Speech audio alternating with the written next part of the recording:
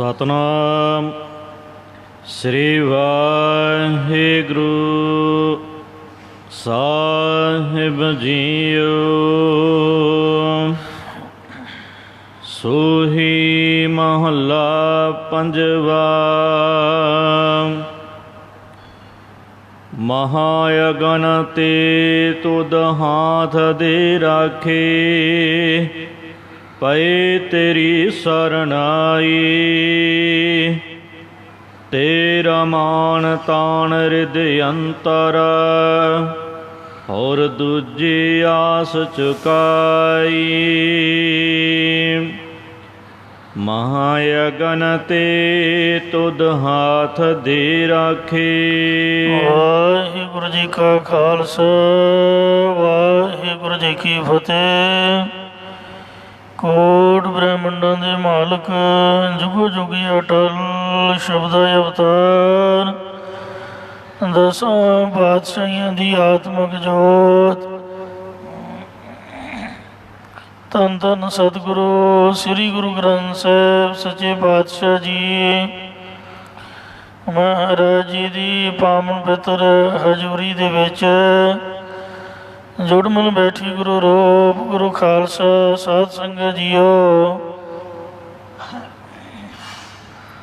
ਆਓ ਬੜੇ ਪਿਆਰ ਯਾਰ ਸਤਿਕਾਰ ਦੇ ਨਾਲ ਅੰਮ੍ਰਿਤ ਬਾਣੀ ਹਰ ਹਰ ਤੇਰੀ, ਸੁਣ ਸੁਣ ਹੋਵੇ ਪਰਮਗਤ ਮੇਰੀ। ਜਲਨ ਬੁਝੀ ਸੀਤਲ ਹੋਏ ਮਨੁਆ, ਸਤਿਗੁਰ ਕਾ ਦਰਸ਼ਨ ਪਾਏ ਜੀਓ। ਸਤਿਗੁਰਾਂ ਦੀ ਪਵਿੱਤਰ ਅੰਮ੍ਰਿਤ ਬਾਣੀ ਦੀ ਕਥਾ ਵਿਚਾਰ ਵਿਆਖਿਆ, ਸੋ ਸਰਵਣ ਕਰਕੇ ਲਾਭ ਪ੍ਰਾਪਤ ਕਰੋ ਜੀ। ਇੱਕ ਵਾਰ ਉਚਾਰਨ ਕਰੋ ਸਤਨਾਮ ਸ੍ਰੀ ਵਾਹਿਗੁਰੂ ਜੀ। ਸਤਨਾਮ ਸ੍ਰੀ ਵਾਹਿਗੁਰੂ ਸਾਹਿਬ ਜੀਓ। ਸੂਹੀ ਮਹੱਲਾ ਪੰਜਵਾ। ਸੂਹੀ ਰਾਗ ਵਿੱਚ ਸਤਿਗੁਰੂ ਪੰਜਵੇਂ ਪਾਤਸ਼ਾਹ ਸ਼ਹੀਦਾਂ ਦੇ ਸਰਤਾਜ ਧੰਨ ਸ੍ਰੀ ਗੁਰੂ ਅਰਜਨ ਦੇਵ ਸਾਹਿਬ ਜੀ ਮਹਾਰਾਜ ਸ਼ੋ ਪਾਵਨ ਫੁਰਮਾਨ ਕਰਦੇ ਹਨ। ਮਹਾਯਗਨ ਤੇ ਤੁਧ ਹਾਥ ਦੇ ਰਾਖੇ।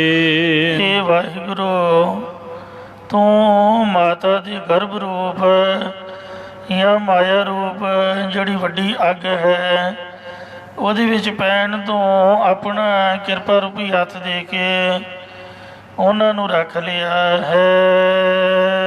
ਪਏ ਤੇਰੀ ਸਰਣ ਆਈ। ਜੋ ਤੇਰੀ ਸ਼ਰਨ ਵਿੱਚ ਆ ਕੇ ਪਏ ਨੇ, ਉਹਨਾਂ ਨੂੰ ਵੱਡੀ ਅੱਗ ਵਿੱਚ ਪੈਣ ਤੋਂ ਸੜਨ ਤੋਂ ਆਪਣਾ ਕਿਰਪਾ ਰੂਪੀ ਹੱਥ ਦੇ ਕੇ ਤੂੰ ਰੱਖ ਲਿਆ ਹੈ। ਤੇਰਾ ਮਾਨ ਤਾਨ ਰਿਦ ਅੰਤਰ। ਹੇ ਵਾਹਿਗੁਰੂ, ਉਹਨਾਂ ਗੁਰਮੁਖਾਂ ਦੇ ਹਿਰਦੇ ਵਿੱਚ ਤੇਰਾ ਹੀ ਮਾਨ ਆਸਰਾ ਹੈ ਅਤੇ ਵਿਵੇਕ ਦਾ ਬਲ ਹੈ। ਹੋਰ ਦੂਜੀ ਆਸ ਚੁਕਾਈ। ਉਹਨਾਂ ਨੇ ਹੋਰ ਦੂਜੀ ਦੇਵੀ ਦੇਵਤਿਆਂ ਦੀ ਆਸਾ ਅੰਦਰੋਂ ਚੁਕਾ ਦਿੱਤੀ ਹੋਈ ਹੈ। ਮੇਰੇ ਰਾਮ ਰਾਏ, ਇਹ ਮੇਰੇ ਰਾਜਾ ਸਰੂਪ ਪਰਮੇਸ਼ਰ, ਤੁਧ ਚਿਤੇ ਆਇਆ ਉਬਰੇ। ਤੇਰੇ ਚੇਤੇ ਆਉਣ ਕਰਕੇ ਅਸੀਂ ਵਿਕਾਰ ਸੰਸਾਰ ਸਮੁੰਦਰ ਵਿੱਚ ਡੁੱਬਣ ਤੋਂ ਬਚ ਗਏ ਹਾਂ ਜੀ। ਤੇਰੀ ਟੇਕ ਪਰਵਾਸਾ ਤੁਮਰਾ। ਇਹ ਵਾਹਿਗੁਰੂ, ਸਾਨੂੰ ਤੇਰੀ ਹੀ ਇਸ ਲੋਕ ਦੇ ਵਿੱਚ ਟੇਕ ਓਟ ਹੈ ਅਤੇ ਤੇਰਾ ਹੀ ਅੱਗੇ ਪਰਲੋਕ ਦੇ ਵਿੱਚ ਭਰੋਸਾ ਹੈ। ਜਪ ਨਾਮ ਤੁਮਾਰਾ ਉਦਰੇ। ਤੇਰਾ ਨਾਮ ਜਪ ਕੇ ਅਨੇਕਾਂ ਲੋਕ ਇਹ ਸੰਸਾਰ ਤੋਂ ਉਧਰ ਗਏ, ਤਰ ਗਏ ਹਨ। ਵਿਸ਼ਰਾਮ ਦੇ ਕੇ ਫੁਰਮਾਨ ਕਰਦੇ ਨੇ। ਅੰਧਕੂਪ ਤੇ ਤੋਏ ਕਾਢ ਲੀਏ ਤੁਮ। ਹੇ ਵਾਹਿਗੁਰੂ, ਤੂੰ ਸੰਸਾਰ ਬੰਨੇ ਖੂਹ ਤੋਂ ਕਿਰਪਾ ਕਰਕੇ ਕੱਢ ਲਿਆ ਹੈ। ਆਪ ਭਏ ਕਿਰਪਾਲਾ। हे ਵਾਹਿਗੁਰੂ, ਜਿਨ੍ਹਾਂ ਪਰ ਤੂੰ ਆਪ ਦਇਆਵਾਨ ਹੋਇਆ ਹੈ, ਉਹਨਾਂ ਨੂੰ ਇਸ ਸੰਸਾਰ ਬੰਨੇ ਖੂਹ ਤੋਂ ਕਿਰਪਾ ਕਰਕੇ ਕੱਢ ਲੈਣਾ ਕੀਤਾ ਹੈ।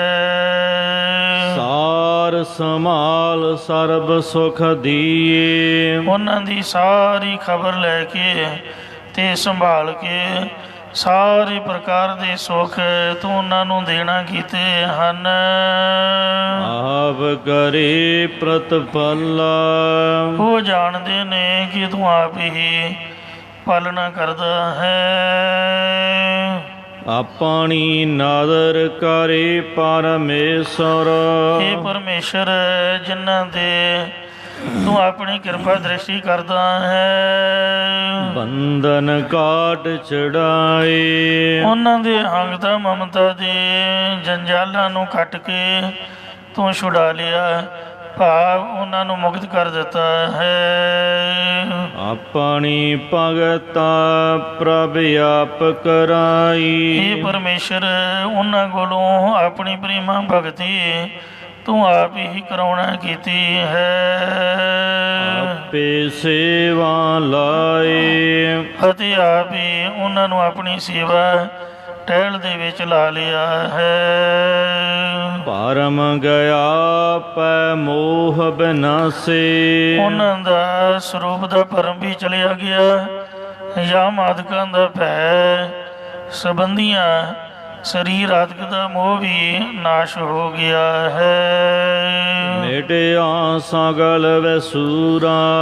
ਅਤੇ ਸਾਰਾ ਝੋਰਾ ਜਾਂ ਵਿਸ਼ੇਸ਼ ਕਰਕੇ ਅਗਿਆਨ ਅਵਿਦਿਆ ਦਾ ਸੂਲ ਰੋਗ, ਇਹ ਵੀ ਮਿਟ ਗਿਆ, ਨਿਵਰਤ ਹੋ ਗਿਆ ਹੈ।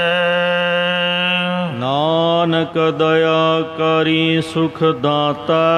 ਸਤਿਗੁਰੂ ਮਹਾਰਾਜ ਸਾਹਿਬ ਕਥਨ ਕਰਦੇ, ਇਹ ਸੁੱਖਾਂ ਦੇ ਦੇਣ ਵਾਲੇ ਪਰਮਾਤਮਾ, ਜਦ ਤੂੰ ਸਾਡੇ ਤੇ ਆਪਣੀ ਮਿਹਰ ਕੀਤੀ, ਭੇਟਿਆ ਸਤਿਗੁਰ ਪੂਰਾ। ਤਦ ਸਾਨੂੰ ਪੂਰਾ ਸਤਿਗੁਰੂ ਮਿਲ ਗਿਆ ਹੈ। ਸੂਹੀ ਮਹੱਲਾ ਪੰਜਵਾ। ਪੰਜਵੇਂ ਪਾਤਸ਼ਾਹ ਸਤਿਗੁਰੂ ਅਰਜਨ ਦੇਵ ਸਾਹਿਬ ਜੀ ਮਹਾਰਾਜ ਸੂਹੀ ਰਾਗ ਦੇ ਵਿੱਚ ਫਰਮਾਨ ਕਰਦੇ ਨੇ, ਜਬ ਕਛ ਨਾਸੀਓ। ਜਦ ਜੀ ਮਾਤਾ ਦੇ ਗਰਭ ਦੇ ਵਿੱਚ ਕੁਝ ਵੀ ਨਹੀਂ ਸੀ, ਮਤਲਬ ਇੱਕ ਬੂੰਦ ਰੂਪ ਸੀਗਾ।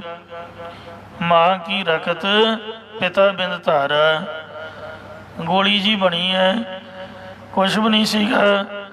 ਉਹਦੇ ਤੋਂ ਬਾਅਦ ਹੀ ਮੂਰਤ ਸੂਰਤ ਕਰਿਆ, ਪਰ ਇਹਦਾ ਆਕਾਰ ਘੜਿਆ ਗਿਆ ਹੈ। ਤਬ ਕਿਆ ਕਰਤਾ।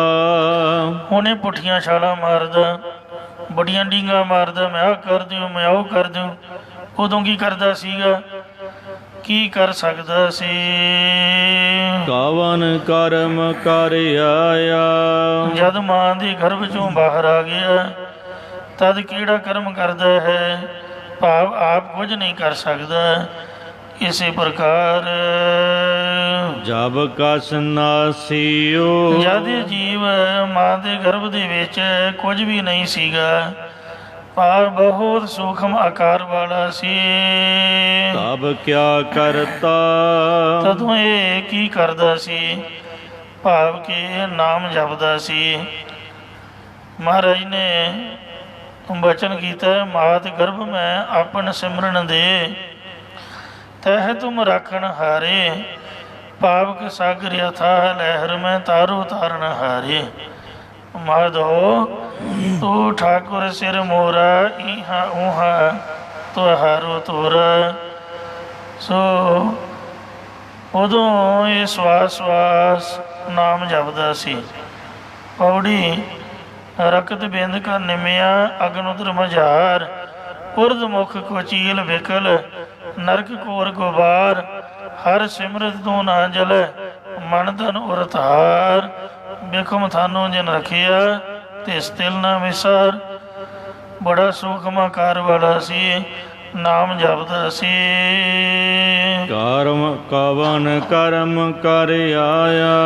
ਹਰ ਜਦ ਗਰਭ ਦੇ ਵਿੱਚੋਂ ਬਾਹਰ ਆ ਗਿਆ, ਕੁਝ ਕੁ ਜਵਾਨ ਹੋ ਗਿਆ, ਤਦੋਂ ਹੀ ਕਿਹੜੇ ਕਰਮ ਕਰਨ ਲੱਗ ਪਿਆ ਤੇ ਭਾਗਮੁਖ ਜਨਮ ਹੋਇਆ। ਜਿਹਦੇ ਚੋਂ ਨਿਕਲਿਆ ਉਹਦੇ 'ਚ ਹੀ ਜੀਵਨ ਖਰਾਬ ਕਰ ਬੈਠਾ, ਭਾਵ ਬੁਰੇ ਕਰਮਾਂ ਦੇ ਵਿੱਚ ਫਸ ਗਿਆ ਹੈ। ਆਪਣਾ ਖੇਲ ਆਪ ਕਰ ਦੇਖੈ। ਇਹ ਵਾਹਿਗੁਰੂ ਜੀ ਦਾ ਆਪਣਾ ਖੇਲ ਹੈ। ਉਹ ਆਪਣੀ ਖੇਡ ਨੂੰ, ਆਪਣੇ ਕੌਤਕ ਨੂੰ ਆਪ ਹੀ ਪੈਦਾ ਕਰਕੇ ਫਿਰ ਆਪ ਹੀ ਦੇਖਦਾ, ਭਾਵ ਪਾਲਦਾ ਹੈ। ਠਾਕੁਰ ਰਚਨ ਰਚਾਇਆ। ਜਿਸ ਠਾਕੁਰ ਮਾਲਕ ਪਰਮੇਸ਼ਰ ਨੇ ਸੰਸਾਰ ਦੀ ਰਚਨਾ ਨੂੰ ਰਚਾਉਣਾ ਬਣਾਉਣਾ ਕੀਤਾ, ਉਹ ਆਪਣਾ ਖੇਲ ਆਪ ਹੀ ਪੈਦਾ ਕਰਕੇ ਆਪ ਹੀ ਦੇਖਦਾ ਪਾਲਦਾ ਹੈ।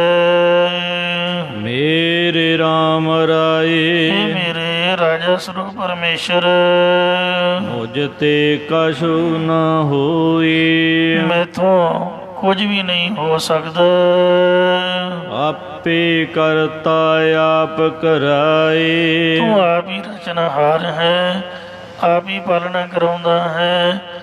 ਜਾਂ ਇਸੇ ਪ੍ਰਕਾਰ ਆਪੇ ਕਰਤਾ ਆਪ ਕਰਾਏ। ਤੂੰ ਆਪ ਹੀ ਬ੍ਰਹਮ ਆਦਿਕਾਂ ਨੂੰ ਪੈਦਾ ਕਰਦਾ ਤੇ ਆਪ ਹੀ ਉਹਨਾਂ ਕੋਲੋਂ ਸ੍ਰਿਸ਼ਟੀ ਦੀ ਉਤਪਤੀ ਪਾਲਣਾ ਲੈਤਾ ਕਰਾਉਂਦਾ ਹੈ। ਸਰਬ ਨਿਰੰਤਰ ਸੋਈ। ਸੋਈ ਤੂੰ ਆਪ ਹੀ ਸਾਰਿਆਂ ਦੇ ਵਿੱਚ ਇੱਕ ਰਸ ਵਿਆਪਕ ਹੋ ਰਿਹਾ ਹੈ। ਰਹਾਉ ਵਿਸ਼ਰਾਮ ਦੇ ਕਰ ਫਰਮਾਨ ਕਰਦੇ ਨੇ। ਗਣਤੀ ਗਣੀ ਨਾ ਛੂਟੈ ਕਤ ਹੋ। ਆਪਣੇ ਸਾਧਨਾ ਆਦਿਕ ਦੀ ਗਿਣਤੀ ਗਿਣਨ ਨਾਲ ਕਦੀ ਵੀ ਜੀਵ ਛੁੱਟ ਨਹੀਂ ਸਕਦਾ ਹੈ। ਇਸੇ ਪ੍ਰਕਾਰ ਗਣਤੀ ਗਣੀ ਨਾ ਛੂਟੈ ਕਤ ਹੋ। ਇਹ ਪ੍ਰਭੂ ਜੀਵਾਂ ਦੇ ਕਰਮਾਂ ਦੀ ਗਿਣਤੀ ਗਿਣਨ ਨਾਲ ਇਹ ਕਦੇ ਵੀ ਛੁੱਟ ਨਹੀਂ ਸਕਦਾ। ਕਾਚੀ ਦੇਹ ਇਆਣੀ। ਇਹ ਅਗਿਆਤ ਪੰਜਾਂ ਤੱਤਾਂ ਦੀ ਕੱਚੀ ਦੇਹ ਕੀ ਕਰ ਸਕਦੀ ਹੈ। ਇਸੇ ਪ੍ਰਕਾਰ ਕਾਚੀ ਦੇਹ ਇਆਣੀ। ਜੀਵਨ ਦੀ ਬੁੱਧੀ ਰੂਪ ਦੇ ਅਗਿਆਨ ਦੇ ਸਹਿਤ ਬੇਸਮਝ ਤੇ ਕੱਚੀ, ਭਾਵ ਸਵੈ ਸਤਾਹੀਣ ਹੈ। ਇਹ ਕੀ ਕਰ ਸਕਦੀ ਹੈ। ਗਣਤੀ ਸੋ ਗਣਤੀ ਗਣੀ ਨਾ ਛੂਟੀ ਹੈ, ਕਾਚੀ ਦੇ ਬੇਕਾਰ। ਬਾਮਣ ਅੱਖਰੀ 'ਚ ਵੀ ਮਹਾਰਾਜ ਨੇ ਲਿਖਿਆ ਹੈ ਕਿ ਸਾਧਨਾਂ ਦੀ ਗਿਣਤੀ ਗਿਣਨ ਨਾਲ ਮਾੜਾ ਫੇਰਨਾ ਨਹੀਂ ਬੰਦਾ ਛੁੱਟਦਾ ਹੈ। ਗਿਣਤੀਆਂ ਮਿਣਤੀਆਂ ਦੇ ਨਾਲ ਇਹ ਦੇਹ ਕੱਚੀ ਹੈ, ਵਿਕਾਰਾਂ ਵਾਲੀ ਹੈ। ਕਰਮਾਂ ਦੀ ਗਿਣਤੀ ਗਿਣਨ ਨਾਲ ਕਦੇ ਨਹੀਂ ਛੁੱਟ ਸਕਦਾ ਹੈ। ਇਸ ਵਾਸਤੇ ਨਾਮ ਜਪ ਕੇ ਛੁਟਕਾਰਾ ਹੋਏਗਾ। ਜੀ ਜਨਤਾ ਕਿਰਪਾ ਕਰੋ ਪ੍ਰਭ ਕਰਨ ਹਾਰੇ। ਇਹ ਸੰਸਾਰ ਨੂੰ ਰਚਣ ਵਾਲੇ ਪਰਮੇਸ਼ਰ, ਤੂੰ ਆਪਣੀ ਮਿਹਰ ਕਰ, ਆਪਣੀ ਮਿਹਰ ਕਰ, ਦਇਆ ਕਰੋ ਦਇਆਲ, ਆਪਣੀ ਸਿਫਤ ਦੇਹੋ, ਦਰਸ਼ਨ ਦੇਖ ਨਿਹਾਲ, ਨਾਨਕ ਪ੍ਰੀਤ ਹੈ। ਤੇਰੀ ਬਖਸ਼ ਨਿਰਾਲੀ। ਤੇਰੀ ਬਖਸ਼ਿਸ਼ ਸਭ ਨਾਲੋਂ ਨਿਆਰੀ ਹੈ, ਸਭ ਨਾਲੋਂ ਅਸੰਗ ਕਰਨੇ ਵਾਲੀ ਹੈ। ਜੀ ਜੰਤ ਸਭ ਤੇਰੇ ਕੀਤੇ। ਸੂਖਮ ਅਸਤੂਲ ਛੋਟੇ ਵੱਡੇ ਜੀਵਾਂ ਨੂੰ ਵਾਜੇ, ਇਹ ਵਾਹਿਗੁਰੂ ਸਭ ਤੇਰੇ ਹੀ ਪੈਦਾ ਕੀਤੇ ਹੋਏ ਨੇ। ਘਟ ਘਟ ਤੋਹੀ ਧਿਆਈ ਐ। ਘਟਾਂ ਘਟਾਂ ਵਿੱਚ ਤੈਨੂੰ ਹੀ ਸਾਰੇ ਧਿਆਉਂਦੇ ਸਿਮਰਦੇ ਨੇ, ਜਾਂ ਤੈਨੂੰ ਘਟਾਂ ਘਟਾਂ ਵਿੱਚ ਵਿਆਪਕ ਜਾਣ ਕੇ ਚੇਤੇ ਕਰ ਰਹੇ ਹਨ। ਤੇਰੀ ਗਤ ਮਿਤ ਤੂੰ ਹੈ ਜਾਣ ਹੈ। ਤੇਰੀ ਗਤ ਪ੍ਰਾਪਤੀ ਦੀ ਮਿਤ ਮਰਿਆਦਾ ਨੂੰ ਤੂੰ ਆਪ ਹੀ ਜਾਣਦਾ ਹੈ। ਕੁਦਰਤ ਕੀਮ ਨਾ ਪਾਈਐ। ਤੇਰੀ ਸ਼ਕਤੀ ਰਚਨਾ ਦੀ ਕੀਮਤ ਨਹੀਂ ਪਾ ਸਕੀ ਦੀ। ਨਿਰਗੁਣ ਮੁਗਧ ਅਜਾਣ ਅਗਿਆਨੀ। ਸਤਿਗੁਰੂ ਮਹਾਰਾਜ ਸਾਹਿਬ ਬੇਨਤੀ ਕਰਨ ਦਾ ਤਰੀਕਾ ਦੱਸਦੇ ਨੇ ਕਿ ਇੰਜ ਬੇਨਤੀ ਕਰੋ ਕਿ ਹੇ ਵਾਹਿਗੁਰੂ, ਮੈਂ ਸ਼ੁਭ ਗੁਣਾਂ ਤੋਂ ਹੀਣ, ਸ਼ਾਸਤਰ ਗਿਆਨ ਤੋਂ ਰਹਿਤ ਮੁਗਧ ਮੂਰਖ, ਪ੍ਰੋ ਗਿਆਨ ਤੋਂ ਰਹਿਤ ਅਜਾੜ ਬੇਸਮਝ ਹਾਂ, ਅਗਿਆਨੀ ਅਪਰੋ ਗਿਆਨ ਤੋਂ ਰਹਿਤ ਹਾਂ। ਕਰਮ ਧਰਮ ਨਹੀਂ ਜਾਣਾ, ਅਤੇ ਨਿਸ਼ਕਾਮ ਕਰਮ ਤੇ ਸਿਮਰਨ ਭਜਨ ਰੂਪ ਧਰਮ ਨਹੀਂ ਜਾਣਦਾ ਹਾਂ। ਦਇਆ ਕਰੋ ਨਾਨਕ ਗੁਣ ਗਾਵੈ, ਸਤਿਗੁਰੂ ਮਹਾਰਾਜ ਸਾਹਿਬ ਕਥਨ ਕਰਦੇ, ਏ ਵਾਹਿਗੁਰੂ, ਆਪਣੀ ਦਇਆ ਮਿਹਰ ਕਰੋ ਤਾਂ ਜੋ ਅਸੀਂ ਤੇਰੇ ਗੁਣ ਗਾਇਨ ਕਰ ਸਕੀਏ। ਮਿੱਠਾ ਲੱਗਾ ਤੇਰਾ ਭਾਣਾ, ਤੇਰਾ ਭਾਣਾ ਭਾਈ ਭਿਖਾਰੀ ਜੀ ਵਾਂਗ ਸਾਨੂੰ ਮਿੱਠਾ ਲੱਗਣਾ ਕਰੇ।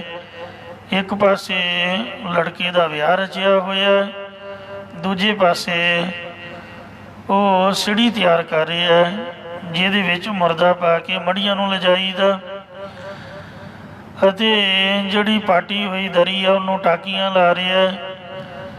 ਪੰਜਵੇਂ ਪਾਤਸ਼ਾਹ ਜੀ ਦਾ ਭੇਜਿਆ ਗੁਰਸਿੱਖ ਭਾਈ ਗੁਰਮੁਖ, ਉਹਨੇ ਪੁੱਛਿਆ, ਭਾਈ ਸਾਹਿਬ ਇਹ ਕੀ ਕਰ ਰਹੇ ਹੋ?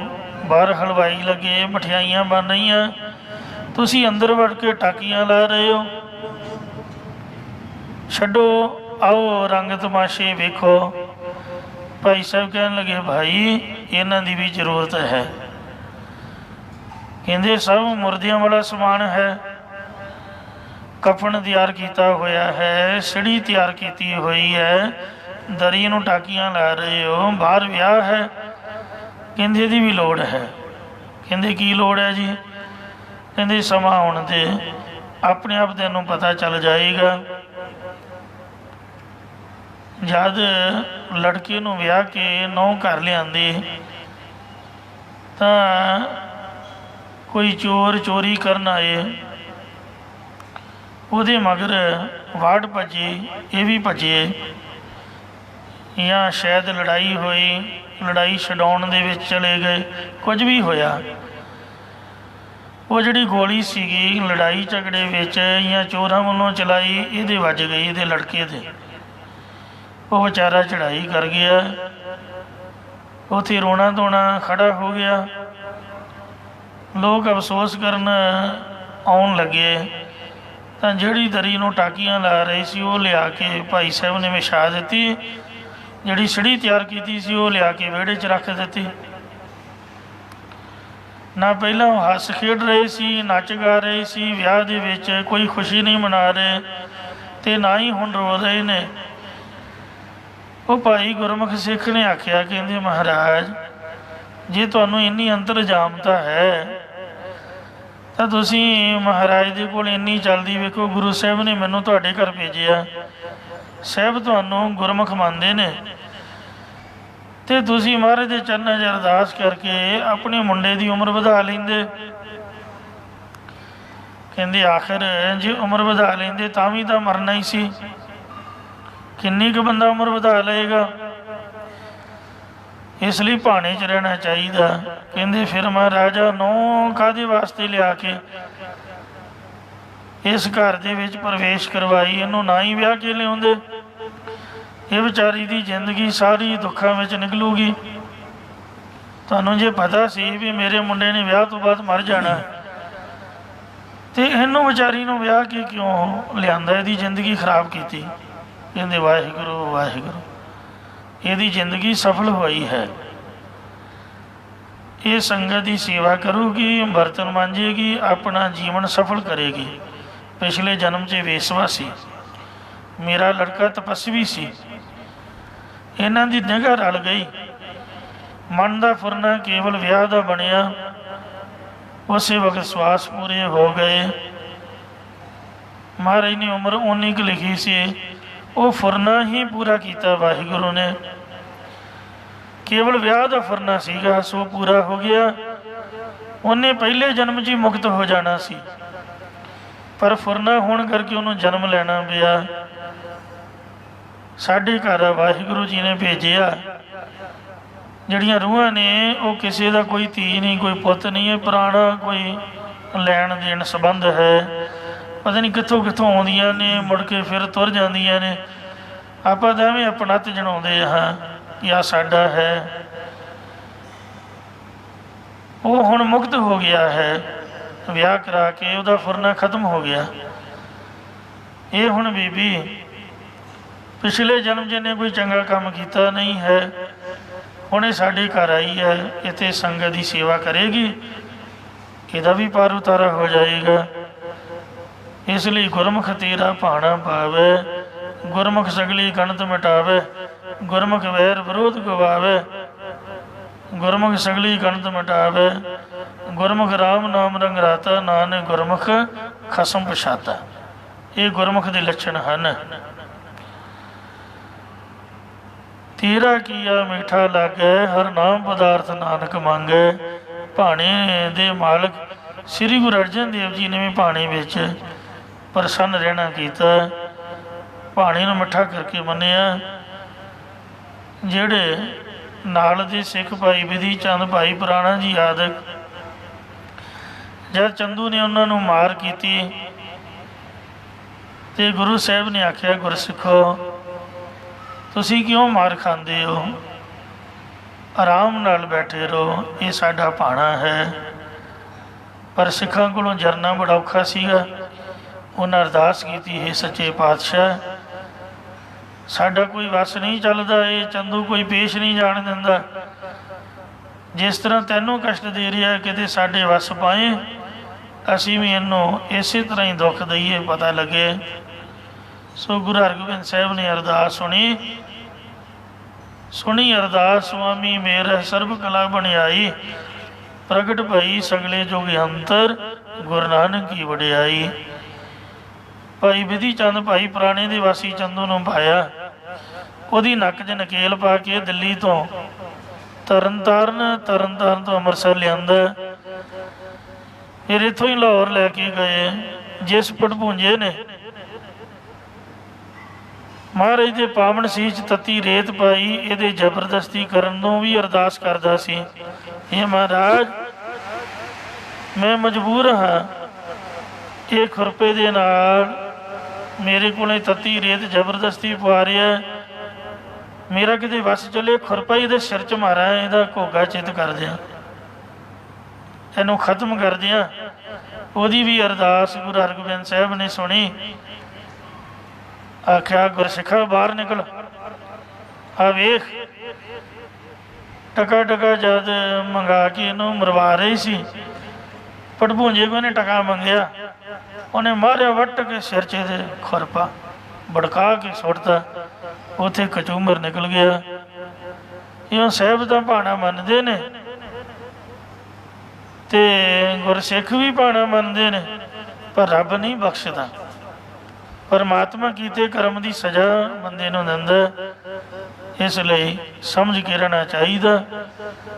ਕਿਸੇ ਦੇ ਜ਼ੁਲਮ, ਜ਼ਿਆਦਤੀ, ਜ਼ਬਰਦਸਤੀ ਕਦੀ ਵੀ ਨਾ ਕਰੋ, ਭਾਵੇਂ ਘਰ ਵਾਲਾ ਹੀ ਕੋਈ ਹੋਵੇ, ਲੇਖਾ ਦੇਣਾ ਪੈਂਦਾ ਹੈ। ਕਈ ਧੀਆਂ ਭੈਣਾਂ ਨੂੰ, ਨੂੰਹਾਂ ਰਾਣੀਆਂ ਨੂੰ ਦੁਖੀ ਕਰਦੇ ਨੇ, ਉਹਨਾਂ ਦੀ ਵੀ ਬੁਰੀ ਹਾਲਤ ਹੋਏਗੀ। ਕਿਸੇ ਨੂੰ ਦੁਖੀ ਜਾਂ ਪਰੇਸ਼ਾਨ ਨਹੀਂ ਕਰਨਾ ਚਾਹੀਦਾ। ਜ਼ਕਰੀਏ ਨੂੰ ਇੱਕੋ ਹੀ ਗੱਲ ਬਾਬੇ ਤਾਰੂ ਸੋ ਨੇ ਸਮਝਾਈ ਸੀ ਵੀ ਪੁੱਤ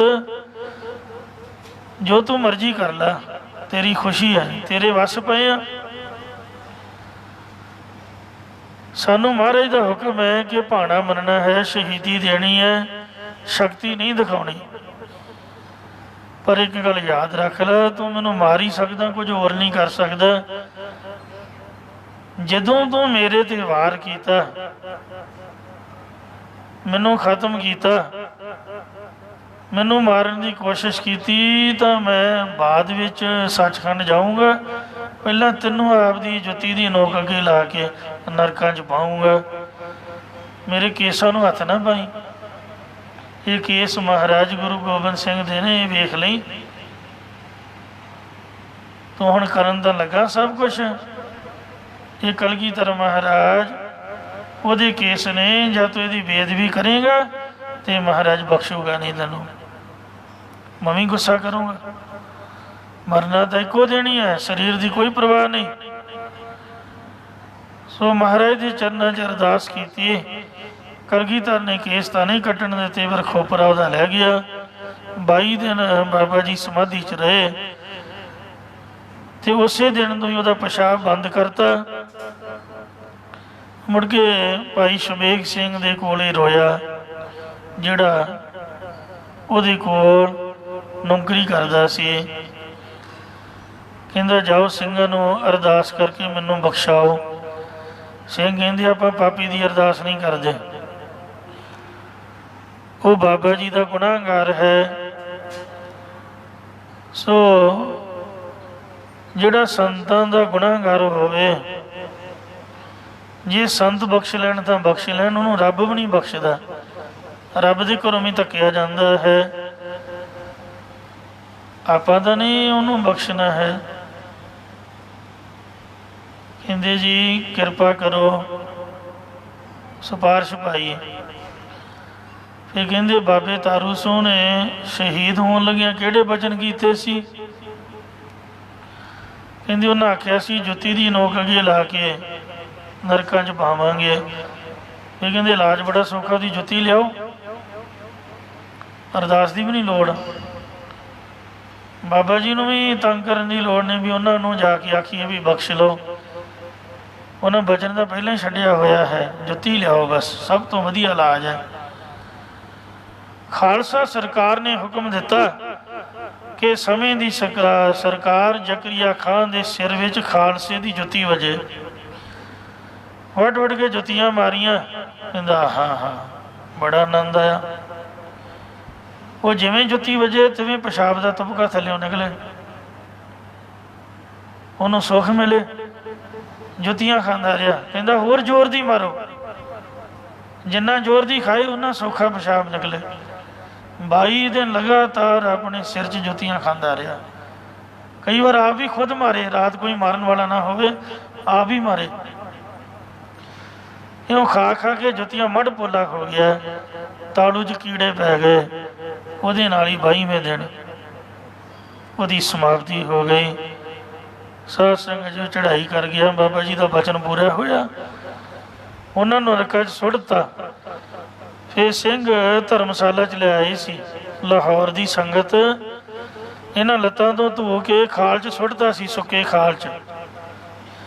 ਅਤੇ ਸੰਗਤ ਬਾਬਾ ਜੀ ਨੂੰ ਉਠਾ ਕੇ ਧਰਮਸ਼ਾਲਾ ਵਿੱਚ ਲੈ ਕੇ ਅਤੇ ਉਹਨਾਂ ਸਿਰ 'ਤੇ ਪੱਟੀ ਬੰਨ੍ਹ ਦਿੱਤੀ ਸੀ ਅਤੇ ਲਿਟਾ ਦਿੱਤਾ ਸੀ। ਬਾਬਾ ਜੀ ਸਮਾਧੀ ਵਿੱਚ ਸਨ। ਸੰਗਤ ਨੇ ਆਖਿਆ ਬਾਬਾ ਜੀ ਤੁਹਾਨੂੰ ਇੱਕ ਖਬਰ ਸੁਣਾਈਏ, ਜ਼ਕਰੀਆ ਮਰ ਗਿਆ ਜੀ। ਕਹਿੰਦੇ ਅੱਛਾ। ਫਿਰ ਉਹਨਾਂ ਹੱਥ ਜੋੜੇ, ਫਤਿਹ ਬੁਲਾਈ। ਕਹਿੰਦੇ ਸਾਡੀ ਵੀ ਫਤਿਹ, ਬਸ ਇਹੀ ਬਚਨ ਸੀਗਾ। 22ਵੇਂ ਦਿਨ ਆ ਵੀ ਉਹਨਾਂ ਨਰਕਾਂ 'ਚ ਪਾ ਕੇ ਜ਼ਕਰੀਆ ਨੂੰ ਨਰਕਾਂ ਸੁੱਟ ਕੇ ਆਪ ਸੱਚਖੰਡ ਚਲੇ ਗਏ। ਇਉਂ ਸਿੰਘ ਗੁਰਮੁਖ ਗੁਰੂ ਸਾਹਿਬ ਤਾਂ ਭਾਣਾ ਮੰਨਦੇ ਨੇ, ਪਰ ਜਿਹੜਾ ਜ਼ੁਲਮ ਕਰੇ ਉਹਦਾ ਬੜਾ ਬੁਰਾ ਹੁੰਦਾ ਹੈ। ਨਾਵੇਂ ਪਾਤਸ਼ਾਹ ਤਿਲਕ ਜੰਜੂ ਰਾਖਾ ਪ੍ਰਭ ਤੰਗ, ਕੀਨੋ ਵੱਡੋ ਕਲੂ ਮੈਂ ਸਕ, ਸਾਧਨ ਹੇਤ ਇਤੀ ਜਨ ਕਰੀ, ਸੀਸ ਦੀਆ ਪਰ ਸੀ ਨਾ ਉਚਰੀ। ਪੰਜਾਂ ਦੇ ਵਿੱਚੋਂ 2 ਗੁਰਸਿੱਖਾਂ ਨੂੰ ਗੁਰੂ ਸਾਹਿਬ ਨੇ ਜਿਉਂਦੇ ਬਾਹਰ ਕੱਢਿਆ। ਜੇਲ੍ਹ ਖਾਨੇ ਦਾ ਜਮਾਂਦਾਰ ਸਾਹਿਬਾਂ ਦਾ ਸ਼ਰਧਾਲੂ ਸੀਗਾ। ਬਾਕੀਆਂ ਨੂੰ ਵੀ ਆਖਿਆ ਤੁਸੀਂ ਵੀ ਜਾਓ। ਕਹਿੰਦੇ ਨਹੀਂ ਮਹਾਰਾਜ, ਆਪ ਦੇ ਕੋਲ ਰਹਿਣਾ ਹੈ। ਮਹਾਰਾਜ ਕਹਿੰਦੇ ਹੁਣ ਕੋਲ ਰਹਿਣਾ ਸੌਖਾ ਨਹੀਂ ਹੋਊਗਾ, ਇੱਥੇ ਸ਼ਹੀਦੀ ਪਾਉਣੀ ਪਏਗੀ। ਜੇ ਤਾਂ ਮਰਨਾ ਹੈ ਫਿਰ ਤੁਸੀਂ ਰਹੋ, ਜੇ ਜਿਉਂਦੇ ਰਹਿਣਾ ਫਿਰ ਚਲੇ ਜਾਓ। ਕਹਿੰਦੇ ਮਹਾਰਾਜ ਆਪ ਦੇ ਚਰਨਾਂ ਦੇ ਵਿੱਚ ਜ਼ਿੰਦਗੀ ਤੇ ਮੌਤ ਆਪ ਦੇ ਕੋਲ ਹੀ ਹੈ। ਕਹਿੰਦੇ ਫਿਰ ਤਗੜੇ ਰਿਓ, ਘਬਰਾਇਓ ਨਾ, ਪਰਚਾ ਬੜਾ ਸਖਤ ਪੈਣਾ ਹੈ। ਕਹਿੰਦੇ ਆਪ ਕਿਰਪਾ ਕਰੋ। ਸੋ ਭਾਣੀ ਵਿੱਚ ਰਹਿ ਕੇ ਭਾਈ ਮਤੀ ਦਾਸ, ਭਾਈ ਸਤੀ ਦਾਸ, ਭਾਈ ਦਿਆਲ ਦਾਸ ਨੇ ਸ਼ਹੀਦੀ ਦਿੱਤੀ। ਬਾਬੇ ਮਤੀ ਦਾਸ ਨੇ ਇੱਕੋ ਹੀ ਬਚਨ ਛੱਡਿਆ, ਆਖਿਆ ਔਰੰਗਜ਼ੇਬ ਸਾਨੂੰ ਤੋਂ ਜੋ ਮਰਜ਼ੀ ਕਰ ਲਾ, ਮਹਾਰਾਜ ਦਾ ਹੁਕਮ ਹੈ, ਅਸੀਂ ਤੈਨੂੰ ਕੁਝ ਨਹੀਂ ਆਖਾਂਗੇ, ਪਰ ਸਾਡੇ ਤੋਂ ਬਾਅਦ ਜੇ ਸਾਡੇ ਗੁਰੂ ਤੇ ਤੋਂ ਕਿਤੇ ਵਾਰ ਕੀਤਾ ਭੁੱਲ ਭੁਲੇਖੇ ਵੀ, ਤੇ ਸਾਡੇ ਨੂੰ ਬੁਰਾ ਕੋਈ ਨਹੀਂ ਹੋਗਾ, ਆਪਾਂ ਤੈਨੂੰ ਛੱਡਾਂਗੇ ਨਹੀਂ। ਤੈਨੂੰ ਦਿੱਲੀ 'ਚ ਨਹੀਂ ਰਹਿਣ ਦਿਆਂਗੇ। ਪਰ ਇਹ ਆਪਣੀ ਕਰਨੀ ਤੋਂ ਬਾਜ ਨਾ ਆਇਆ। ਨਾਵੇਂ ਪਾਤਸ਼ਾਹ ਦਾ ਪਾਵਨ ਸੀਸ ਇਹਨੇ ਉਤਾਰਿਆ। ਰਾਤ ਜਦ ਪਲੰਘੇ ਦੇ ਸੌਣ ਲੱਗਾ, ਮਾੜਾ ਜਿਹਾ ਅੱਖ ਇਹਨੇ ਝਮਕੀ ਹੈ। ਵੈਸੇ ਘਬਰਾਹਟ ਤਾਂ ਪਹਿਲਾਂ ਦੀ ਹੋ ਰਹੀ ਸੀ, ਮੀਂਹ ਹਨੇਰੀ ਝੱਖੜ ਕਰਕੇ ਇਹਨੂੰ ਕੁਛ ਹੋ ਰਿਹਾ ਸੀ ਦਿਲ ਦੇ ਵਿੱਚ। 12 ਕੁ ਵਜੇ ਮਾੜੀ ਜਿਹੀ ਅੱਖ ਲੱਗੀ ਤੇ ਬਾਬੇ ਨੇ ਫੜ ਕੇ ਪਲੰਘੇ ਸਮੇਤ ਹੀ ਇਹਨੂੰ ਉਲਟਾ ਕੇ ਥੱਲੇ ਪਟਕਾ ਕੇ ਧਰਤੀ 'ਤੇ ਮਾਰਿਆ। ਕਹਿੰਦੇ ਪੁੱਤ, ਤੈਨੂੰ ਮੈਂ ਆਖਿਆ ਸੀ ਵੀ ਮੇਰੇ ਗੁਰੂ ਨੂੰ ਕੁਝ ਨਾ ਆਖੀ, ਪਰ ਤੂੰ ਬਾਜ ਨਹੀਂ ਆਇਆ। ਜੇ ਭਲਾ ਚਾਹੁੰਦਾ ਇੱਥੇ ਤੂੰ ਸੌਂ ਨਹੀਂ ਸਕਦਾ ਦਿੱਲੀ ਦੇ ਵਿੱਚ, ਮੈਂ ਤੈਨੂੰ ਦਿੱਲੀ 'ਚ ਨਹੀਂ ਰਹਿਣ ਦੇਣਾ, ਨਿਕਲ ਜਾ ਇੱਥੋਂ। ਤੇਰੀ ਉਮਰ ਅਜੇ ਪ੍ਰਮਾਤਮਾ ਨੇ ਬਾਕੀ ਲਿਖੀ ਆ।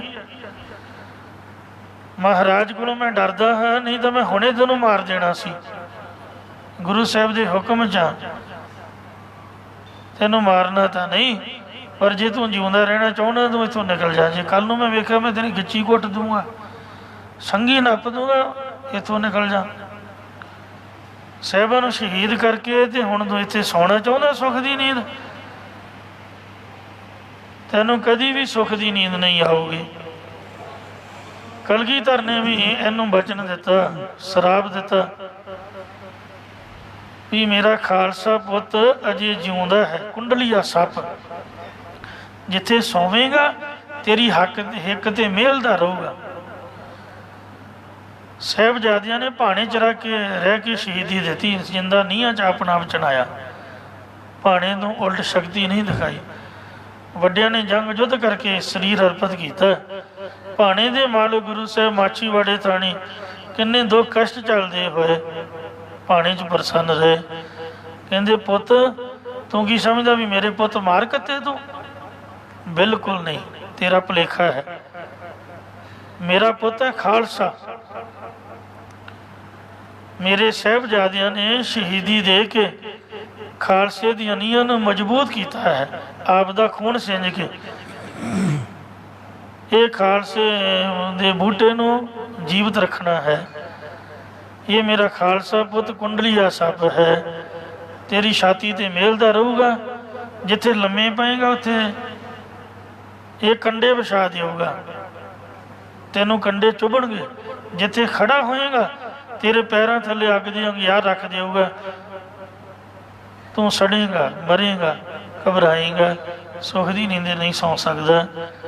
ਤੋ ਇੰਜ ਸੋ ਮਹਾਰਾਜ ਤਾਂ ਭਾਣੇ 'ਚ ਰਹਿਣ ਦੀ ਆਗਿਆ ਦਿੰਦੇ ਨੇ, ਗੁਰਮੁਖ ਰਹਿੰਦੇ ਵੀ ਹਨ। ਤੇ ਪਰ ਜੋ ਪਰਮਾਤਮਾ ਹੈ ਉਹ ਕਦੀ ਵੀ ਜ਼ੁਲਮ ਵਾਲਿਆਂ ਨੂੰ, ਜ਼ਬਰਦਸਤੀ ਵਾਲਿਆਂ ਨੂੰ ਬਖਸ਼ਦਾ ਨਹੀਂ। ਸਲੋਕ ਸੰਤ ਸਰਨ ਜੋ ਜਨ ਭਰੈ, ਸੋ ਜਨ ਉਦਰ ਨ ਹਾਰ। ਸੰਤ ਕੀ ਨਿੰਦਾ ਨਾਨਕਾ, ਬਹੁਰ ਬਹੁਰ ਅਵਤਾਰ। ਦਇਆ ਕਰੋ ਨਾਨਕ ਗੁਣ ਗਾਵੇ, ਮਿੱਠਾ ਲੱਗੇ ਤੇਰਾ ਭਾਣਾ। ਇਹ ਵਾਹਿਗੁਰੂ ਆਪ ਦੀ ਦਇਆ ਕਰੋ, ਮਿਹਰ ਕਰੋ, ਜੋ ਅਸੀਂ ਤੇਰੇ ਗੁਣ ਗਾਉਂਦੇ ਰਹੀਏ, ਤੇਰਾ ਭਾਣਾ ਸਾਨੂੰ ਮਿੱਠਾ ਅਤੇ ਪਿਆਰਾ ਲੱਗਦਾ ਰਹੇ। ਸੋ ਗੁਰੂ ਮਹਾਰਾਜ ਨੇ ਤਾਂ ਇਹ ਬਚਨ ਕੀਤੇ, ਨਾ ਕੋ ਮੇਰਾ ਦੁਸ਼ਮਣ ਰਹਿਆ, ਨਾ ਹਮ ਕਿਸਕੇ ਬਹਿਰਾਈ। ਬ੍ਰਹਮ ਪਸਾਰ ਪਸਾਰਿਓ ਭੀਤਰ, ਸਤਿਗੁਰ ਤੇ ਸੋਝੀ ਪਾਈ। ਸਭ ਕੋ ਮੀਤ ਹਮ ਆਪਨ ਕੀਨਾ, ਹਮ ਸਭਨਾ ਕੇ ਸਾਜਨ। ਦੂਰ ਪਰਾਇਓ ਮਨ ਕਾ ਬਿਰਹਾ, ਤਾਂ ਮੇਲ ਕੀਓ ਮੇਰਾ ਰਾਜਨ। ਆਪਣੇ ਬਾਰੇ ਤਾਂ ਨਹੀਂ ਮਹਾਰਾਜ ਕੁਛ ਆਖਦੇ, ਤੇ ਪਰ ਜੇ ਗੁਰੂ ਸਾਹਿਬਾਂ ਦੀ ਕੋਈ ਨਿੰਦਿਆ ਹੋਵੇ ਫਿਰ ਤਾਂ ਨਹੀਂ ਬਖਸ਼ਿਆ ਜਾਂਦਾ ਜੀਵ। ਜਿਵੇਂ ਸਕੇ ਰਾਗੀ ਗੁਰੂ ਘਰ ਦੇ ਹਜ਼ੂਰੀ ਕੀਰਤਨੀ ਹੈ, ਰਾਏ ਬਲਵੰਡ ਦੇ ਸੱਤੇ ਨੂੰ ਮਾਂ ਨੇ ਸ਼ਰਾਪ ਦਿੱਤਾ ਸੀਗਾ।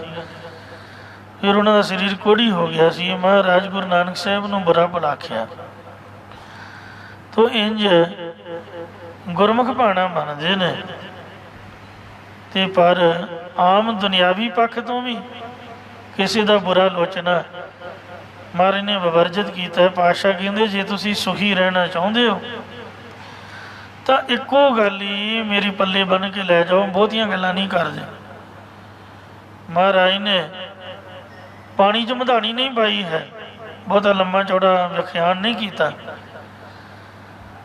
ਕੰਮ ਦੀਆਂ ਗੱਲਾਂ ਕੀਤੀਆਂ ਨੇ। ਭੂਮੀਏ ਨੂੰ ਸਿਰਫ 3 ਗੱਲਾਂ ਸਮਝਾਈਆਂ ਸੀ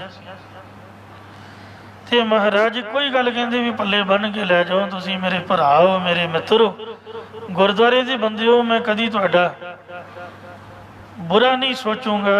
ਮੈਂ ਤੁਹਾਨੂੰ ਚੰਗੀ ਗੱਲ ਸਮਝਾਉਂਦਾ, ਜੇ ਸੁਖੀ ਰਹਿਣਾ ਚਾਹੁੰਦੇ ਹੋ। ਅੱਜ ਸਭ ਦੁਨੀਆ ਦੁਖੀ ਹੈ ਔਰ ਇਹ ਗੱਲ ਵਿਚਾਰ ਵਾਲੀ ਹੈ ਕਿ ਕੋਈ ਵੀ ਇਨਸਾਨ ਆਪਣੇ ਦੁੱਖ ਤੋਂ ਤਾਂ ਘੱਟ ਦੁਖੀ ਹੈ, ਪਰ ਗੁਆਂਢੀਆਂ ਦੇ ਸੁੱਖ ਤੋਂ ਜ਼ਿਆਦਾ ਦੁਖੀ ਹੈ। ਅਸੀਂ ਆਪ ਦੇ ਦੁੱਖ ਤੋਂ ਨਹੀਂ ਦੁਖੀ, ਦੂਜੇ ਨੂੰ ਸੁਖੀ ਵੇਖ ਕੇ ਦੁਖੀ ਹਾਂ। ਇਸ ਲਈ ਪਾਤਸ਼ਾਹ ਕਹਿੰਦੇ ਨੇ ਤੁਸੀਂ ਗੁਰਮੁਖ ਬਣੋ, ਪਰ ਕਾ ਬੁਰਾ ਨਾ ਰੱਖੋ ਚੀਤ, ਤੁਮ ਕੋ ਦੁੱਖ ਨਹੀਂ ਭਾਈ ਮੀਤ। ਇਹ ਮੇਰੇ ਭਰਾਵੋ ਤੇ ਮਿੱਤਰੋ, ਪਰਾਏ ਦਾ ਬੁਰਾ ਕਦੀ ਵੀ ਨਾ ਮਨ ਕਰਕੇ ਸੋਚੋ, ਨਾ ਸਰੀਰ ਕਰਕੇ ਕਰੋ, ਤੇ ਨਾ ਹੀ ਬਾਣੀ ਕਰਕੇ ਕੋਈ ਵੱਧ ਘੱਟ ਬਚਨ ਬੋਲੋ ਜਿਹਦੇ ਨਾਲ ਅਗਲੇ ਦਾ ਦਿਲ ਦੁਖੇ। ਜਿਹੜੀ ਬੋਲੀ ਮਾਰਨੀ ਹੈ ਇਹ ਬੰਦਾ ਮਾਰਨ ਦੇ ਹੀ ਬਰਾਬਰ ਹੈ। ਮਰਿਆ ਤਾਂ ਦੇਹ ਛੁੱਟ ਜਾਂਦੀ, ਜਿਉਂਦੇ ਨੂੰ ਬੋਲੀ ਮਾਰੀ ਉਹਨੂੰ ਸਾਰੀ ਉਮਰ ਤੰਗ ਕਰੂਗੀ। ਤੇ ਇਸ ਲਈ ਵੇਖੋ ਦ੍ਰੋਪਦੀ ਨੂੰ ਕਿੰਨਾ ਵੱਡਾ ਅਫਸਾਨਾ ਭੋਗਣਾ ਪਿਆ, ਕਿੱਡਾ ਵੱਡਾ ਮਹਾਂਭਾਰਤ ਦਾ ਫਤੂਰ ਖੜਾ ਕਰ ਦਿੱਤਾ। ਇੱਕੋ ਹੀ ਗੱਲ ਨੇ ਵੀ ਅੰਨਿਆਂ ਕਰ ਅੰਨੇ ਜੰਮੇ। ਕਿੱਡੀ ਕੁ ਵੱਡੀ ਗੱਲ ਸੀ ਜੇ ਉਹ ਜਰ ਜਾਂਦਾ, ਪਰ ਨਹੀਂ ਬੰਦੇ 'ਚ ਜਰਨ ਸ਼ਕਤੀ। ਸੁਭਾਅ ਨੇ ਬੋਲ ਵੀ ਦਿੱਤਾ, ਉਹਦੇ ਕੋਲ ਜਰਿਆ ਨਹੀਂ ਗਿਆ। ਕਿੱਡਾ ਵੱਡਾ ਫਤੂਰ ਖੜਾ ਹੋ ਗਿਆ ਨਿੱਕੀ ਜਿਹੀ ਗੱਲ ਤੋਂ ਹੀ। ਤੇ ਇਸ ਵਾਸਤੇ ਕਹਿੰਦੇ ਪਰ ਕਾ ਬੁਰਾ ਨਾ ਰੱਖੋ ਚੀਤ, ਤੁਮ ਕੋ ਦੁੱਖ ਨਹੀਂ ਭਾਈ ਮੀਤ। ਇੱਕ ਗੁਰਮੁਖ ਪਿਆਰੇ ਜਥੇ ਦੇ ਵਿੱਚ ਰਹੇ, ਫਿਰੋਜ਼ਪੁਰ ਇਲਾਕੇ ਦੇ, ਤੇ ਕਾਫੀ ਸਾਲਾਂ ਬਾਅਦ ਅਸੀਂ ਅੰਮ੍ਰਿਤਸਰ ਤੋਂ ਇਕੱਠੇ ਹੋਏ ਇੱਕੋ ਹੀ ਬੱਸ ਦੇ ਵਿੱਚ। ਉਹਨਾਂ ਆਪਦੇ ਇਲਾਕੇ ਨੂੰ ਜਾਣਾ, ਮੈਂ ਇੱਧਰ ਨੂੰ ਆਉਣਾ। ਤੇ ਉਹਨੇ ਇੱਕ ਬਚਨ ਦੱਸਿਆ। ਮੈਂ ਕਿਹਾ ਵੀ ਮੇਰੇ ਕੋਲ ਤਾਂ ਸਮਾਂ ਨਹੀਂ ਹੈ, ਤੇਰੇ ਤੇ ਮਹਾਰਾਜ ਦੀ ਕਿਰਪਾ ਹੈ, ਤੂੰ ਰਹਿਤ ਵਾਲਾ ਹੈ, ਤੂੰ ਖੁਦ ਆਪ ਇਕੱਲਾ ਹੀ ਕਰ ਦੇ। ਕਹਿੰਦਾ ਵੀ ਸੰਬੜ ਪਾਠ ਕਰੀਏ। ਜੋ ਮੇਰਾ ਪਿਤਾ ਹੈ ਇਹ ਕਸ਼ਟ ਦੇ ਵਿੱਚ, ਦੁੱਖ ਦੇ ਵਿੱਚ ਰਹਿੰਦਾ ਹੈ, ਕੋਈ ਬਾਹਰਲੀ ਹਵਾ ਆਉਂਦੀ ਹੈ। ਤੇ ਸਾਡੀ ਇੱਕ ਭੂਆ ਮਰੀ ਸੀਗੀ ਸਾਡੇ ਘਰ ਦੇ ਵਿੱਚ, ਉਹਦਾ ਭੁਲੇਖਾ ਪੈਂਦਾ ਹੈ ਕਿ ਉਹੀ ਤੰਗ ਪਰੇਸ਼ਾਨ ਕਰਦੀ ਹੈ। ਨਾ ਤਾਂ ਉਹਦੀ ਕਲਿਆਣ ਹੋਈ, ਨਾ ਕਿਸੇ ਕੋਈ ਪਾਠ ਕਰਾਇਆ, ਤੇ ਘਰ ਦੇ ਵੀ ਦੁਖੀ ਨੇ। ਮੈਨੂੰ ਬੇਨਤੀ ਕੀਤੀ ਭਾਵੇਂ 40 ਦਿਨਾਂ ਤੋਂ ਵੱਧ ਲੱਗ ਜਾਏ ਤੇ ਤੂੰ ਹੀ ਆਪ ਹਿੰਮਤ ਕਰ, ਕਿਸੇ ਕੋਲ ਇੰਨਾ ਸਮਾਂ ਵੀ ਨਹੀਂ ਹੁੰਦਾ। ਤੇ ਉਹ ਮੈਂ ਜੇ ਇੱਥੇ ਪਹੁੰਚਿਆ ਹੀ ਹਾਂ ਚੰਡੀਗੜ੍ਹ, ਅੰਮ੍ਰਿਤਸਰ ਨੂੰ ਪਿਆਰ ਨਾਲ ਬੇਨਤੀ ਕੀਤੀ। ਉਹ ਆਪਦੇ ਘਰ ਪਹੁੰਚਿਆ ਤੇ ਅਗਲੇ ਦਿਨ ਸੁਨੇਹਾ ਪਹੁੰਚ ਗਿਆ। ਉੱਧਰੋਂ ਮੈਨੂੰ ਫੋਨ ਆ ਗਿਆ, ਕਹਿੰਦੇ ਵੀ ਪਿਤਾ ਤਾਂ ਚੜ੍ਹਾਈ ਕਰ ਗਿਆ। ਉਹ ਤਾਂ ਚੜ੍ਹ ਗਿਆ, ਕੋਠੇ ਤੋਂ ਛਾਲ ਮਾਰ ਕੇ ਉੱਚੀ ਉੱਚੀ ਬੋਲੀ ਜਾਏ। ਉਹ ਜਿਹੜੀ ਸਾਡੀ ਭੂਆ ਦਾ ਨਾਂ ਲਵੇ, ਉਹ ਕਾਰ 'ਤੇ ਆਈ ਹੈ ਤੇ ਮੈਨੂੰ ਲੈ ਚੱਲੀ ਹੈ। ਨਸ਼ੇ ਪੱਤੇ ਦਾ ਆਦੀ ਇਸ ਵਕਤ ਤੇ ਅੰਮ੍ਰਿਤ ਵੇਲੇ ਮਾਂ ਦਾ ਮੱਥਾ ਟੇਕਣ ਚਲੀ ਗਈ ਤੇ ਆਪ ਉਹਨੇ ਫੜੀ ਬੋਤਲ, ਗੜ ਗੜ ਚਾੜ ਗਿਆ। ਇਹਨਾਂ ਚੀਜ਼ਾਂ ਦੇ ਕੋਲੇ ਰੂਹਾਂ ਜ਼ਿਆਦਾ ਭਟਕਦੀਆਂ ਨੇ। ਤੇ ਮੈਂ ਉਹਨੂੰ ਪੁੱਛਿਆ ਵੀ ਇਹ ਕਾਰਨ ਕੀ ਆ? ਕਹਿੰਦੇ ਕਾਰਨ ਇਹ ਬਣਿਆ, ਸਾਡੀ ਗੌਰਮੈਂਟ ਵੀ ਇਹੋ ਜਿਹੇ ਕਾਨੂੰਨ ਕੱਢ ਦਿੰਦੀ ਹੈ ਜੋ ਕਈ ਵਾਰ ਜਿਹੜਾ ਸਮਾਜ ਹੈ ਉਹਦੇ ਵਿੱਚ ਮੰਨਣੇ ਔਖੇ ਹੋ ਜਾਂਦੇ ਨੇ। ਧੀਆਂ ਭੈਣਾਂ ਨੂੰ ਅਤੀ ਸਤਿਕਾਰ ਦੇ ਨਾਲ ਭਰਾ ਪਿਤਾ ਵਿਆਹੁੰਦੇ ਨੇ, ਬੜੇ ਚਾਵਾਂ ਮਲਹਾਰਾਂ ਦੇ ਨਾਲ। ਜਦੋਂ ਭਰਾਵਾਂ ਦੇ ਬਰਾਬਰ ਆ ਕੇ ਹਿੱਸਾ ਬਣਾਉਣ ਨੂੰ ਦਾ ਯਤਨ ਕਰਦੀਆਂ, ਝਗੜਾ ਉਤਪੰਨ ਕਰ ਲੈਂਦੀਆਂ, ਉਹ ਘਰ ਵਿੱਚ ਮੁਸ਼ਕਿਲ ਖੜੀ ਹੋ ਜਾਂਦੀ ਹੈ। ਜੋ ਅਸੂਲ, ਜੋ ਨਿਯਮ ਇਹ ਹੈ ਕਿ ਬੀਬੀਆਂ ਭੈਣਾਂ ਆਪ ਦੇ ਪਿਤਾ ਅਤੇ ਆਪ ਦੇ ਭਰਾ ਦੇ ਪਾਸੋਂ ਕਦੀ ਵੀ ਹਿੱਸਾ ਨਾ ਮੰਗਣ। ਕਿਉਂਕਿ ਪਰਮਾਤਮਾ ਨੇ ਜਿਸ ਘਰ ਦੇ ਵਿੱਚ ਉਹਨਾਂ ਨੂੰ ਨਿਵਾਸ ਕਰਾਇਆ ਉਹ ਉਹਨਾਂ ਦਾ ਅਸਲੀ ਘਰ ਹੈ। ਫਿਰ ਹਮੇਸ਼ਾ ਲਈ ਮੇਲ ਮਿਲਾਪ ਛੁੱਟ ਜਾਂਦਾ। ਗਲਤੀ ਤਾਂ ਹੁੰਦੀ ਹੋਈ ਹੈ, ਪਰ ਇੰਨੀ ਵੀ ਵੱਡੀ ਨਹੀਂ ਵੀ ਬੰਦਾ ਹੀ ਮਾਰ ਦਿਓ। ਸਾਡੇ ਪਿਓ ਨੇ ਸਾਡੀ ਭੂਆ ਮਾਰਤੀ ਗੁੱਸੇ 'ਚ ਆ ਕੇ। ਉਹ ਵਿਚਾਰੀ ਕਾਰ 'ਤੇ ਆਉਂਦੀ ਸੀ, ਇੱਕ ਦਿਨ ਕਾਰ 'ਤੇ ਹੀ ਆਈ ਅਤੇ ਉਹਨੂੰ ਖਤਮ ਕਰ ਦਿੱਤਾ ਵੀ ਇਹ ਗਾਂ ਆਏਗੀ ਹੋਈ ਨਹੀਂ, ਕਦੀ ਹਿੱਸਾ ਮੰਗੇ ਹੀ ਨਾ। ਬੀਬੀ ਨੂੰ ਮਾਰਨਾ, ਨਿਹੱਥੇ ਉੱਪਰ ਵਾਰ ਕਰਨਾ ਬਹੁਤ ਵੱਡਾ ਪਾਪ ਹੈ। ਉਹ ਰੱਬ ਦੇ ਘਰ ਕਦੀ ਬਖਸ਼ਿਆ ਨਹੀਂ ਜਾਂਦਾ। ਉਹਦੇ ਮਨ ਦਾ ਕੋਈ ਫੁਰਨਾ ਰਹਿ ਗਿਆ ਹੋਊਗਾ। ਉਹ ਬਾਰ ਬਾਰ ਆਉਂਦੀ ਕਹਿੰਦੀ ਲਿਆ ਪੁੱਤ, ਤੂੰ ਵੱਡਾ ਭਰਾ ਬਣਿਆ ਫਿਰਦਾ, ਹੁਣ ਲਿਆ ਤੂੰ ਮੇਰਾ ਹਿੱਸਾ, ਮੈਂ ਤੈਨੂੰ ਜਾਣ ਨਹੀਂ ਦੇਣਾ ਕਿਤੇ ਵੀ, ਇੱਥੇ ਰੱਖ। ਉਹ ਰੋਜ਼ ਹੀ ਹਿੱਸਾ ਮੰਗਣ ਆ ਜਾਂਦੀ। ਤੋ ਫਿਰ ਆਪਣੇ ਨਾਲ ਹੀ ਲੈ ਕੇ ਤੁਰ ਗਈ। ਤੋ ਇਸ ਵਾਸਤੇ ਬੁਰੇ ਕੰਮ ਦਾ ਬੁਰਾ ਨਤੀਜਾ ਹੁੰਦਾ। ਸਤਿਗੁਰੂ ਮਹਾਰਾਜ ਸੱਚੇ ਪਾਤਸ਼ਾਹ ਬਖਸ਼ ਲੈਣ। ਮਹਾਰਾਜ ਦੇ ਚਰਨਾਂ ਵਿੱਚ ਅਰਦਾਸ ਕਰੀਏ, ਇਹ ਵਾਹਿਗੁਰੂ ਸੋ ਸੰਤ ਸਰਨ ਜੋ ਜਨ ਪਰ ਸੋ ਜਨ ਉਧਰਨ ਹਾਰ, ਸੰਤ ਕੀ ਨਿੰਦਾ ਨਾਨਕ ਬੌਰ ਬੌਰ ਅਵਤਾਰ। ਅਸੀਂ ਆਪ ਦੇ ਸੰਤਾਂ, ਆਪ ਦੀ ਸੰਗਤ ਦੇ ਚਰਨਾਂ ਦੇ ਵਿੱਚ ਪਏ ਰਹੀਏ ਅਤੇ ਹਮੇਸ਼ਾ ਹੀ ਤੇਰਾ ਨਾਮ ਜਪਦੇ, ਤੇਰੇ ਭਾਣੇ 'ਚ ਪ੍ਰਸੰਨ ਰਹੀਏ।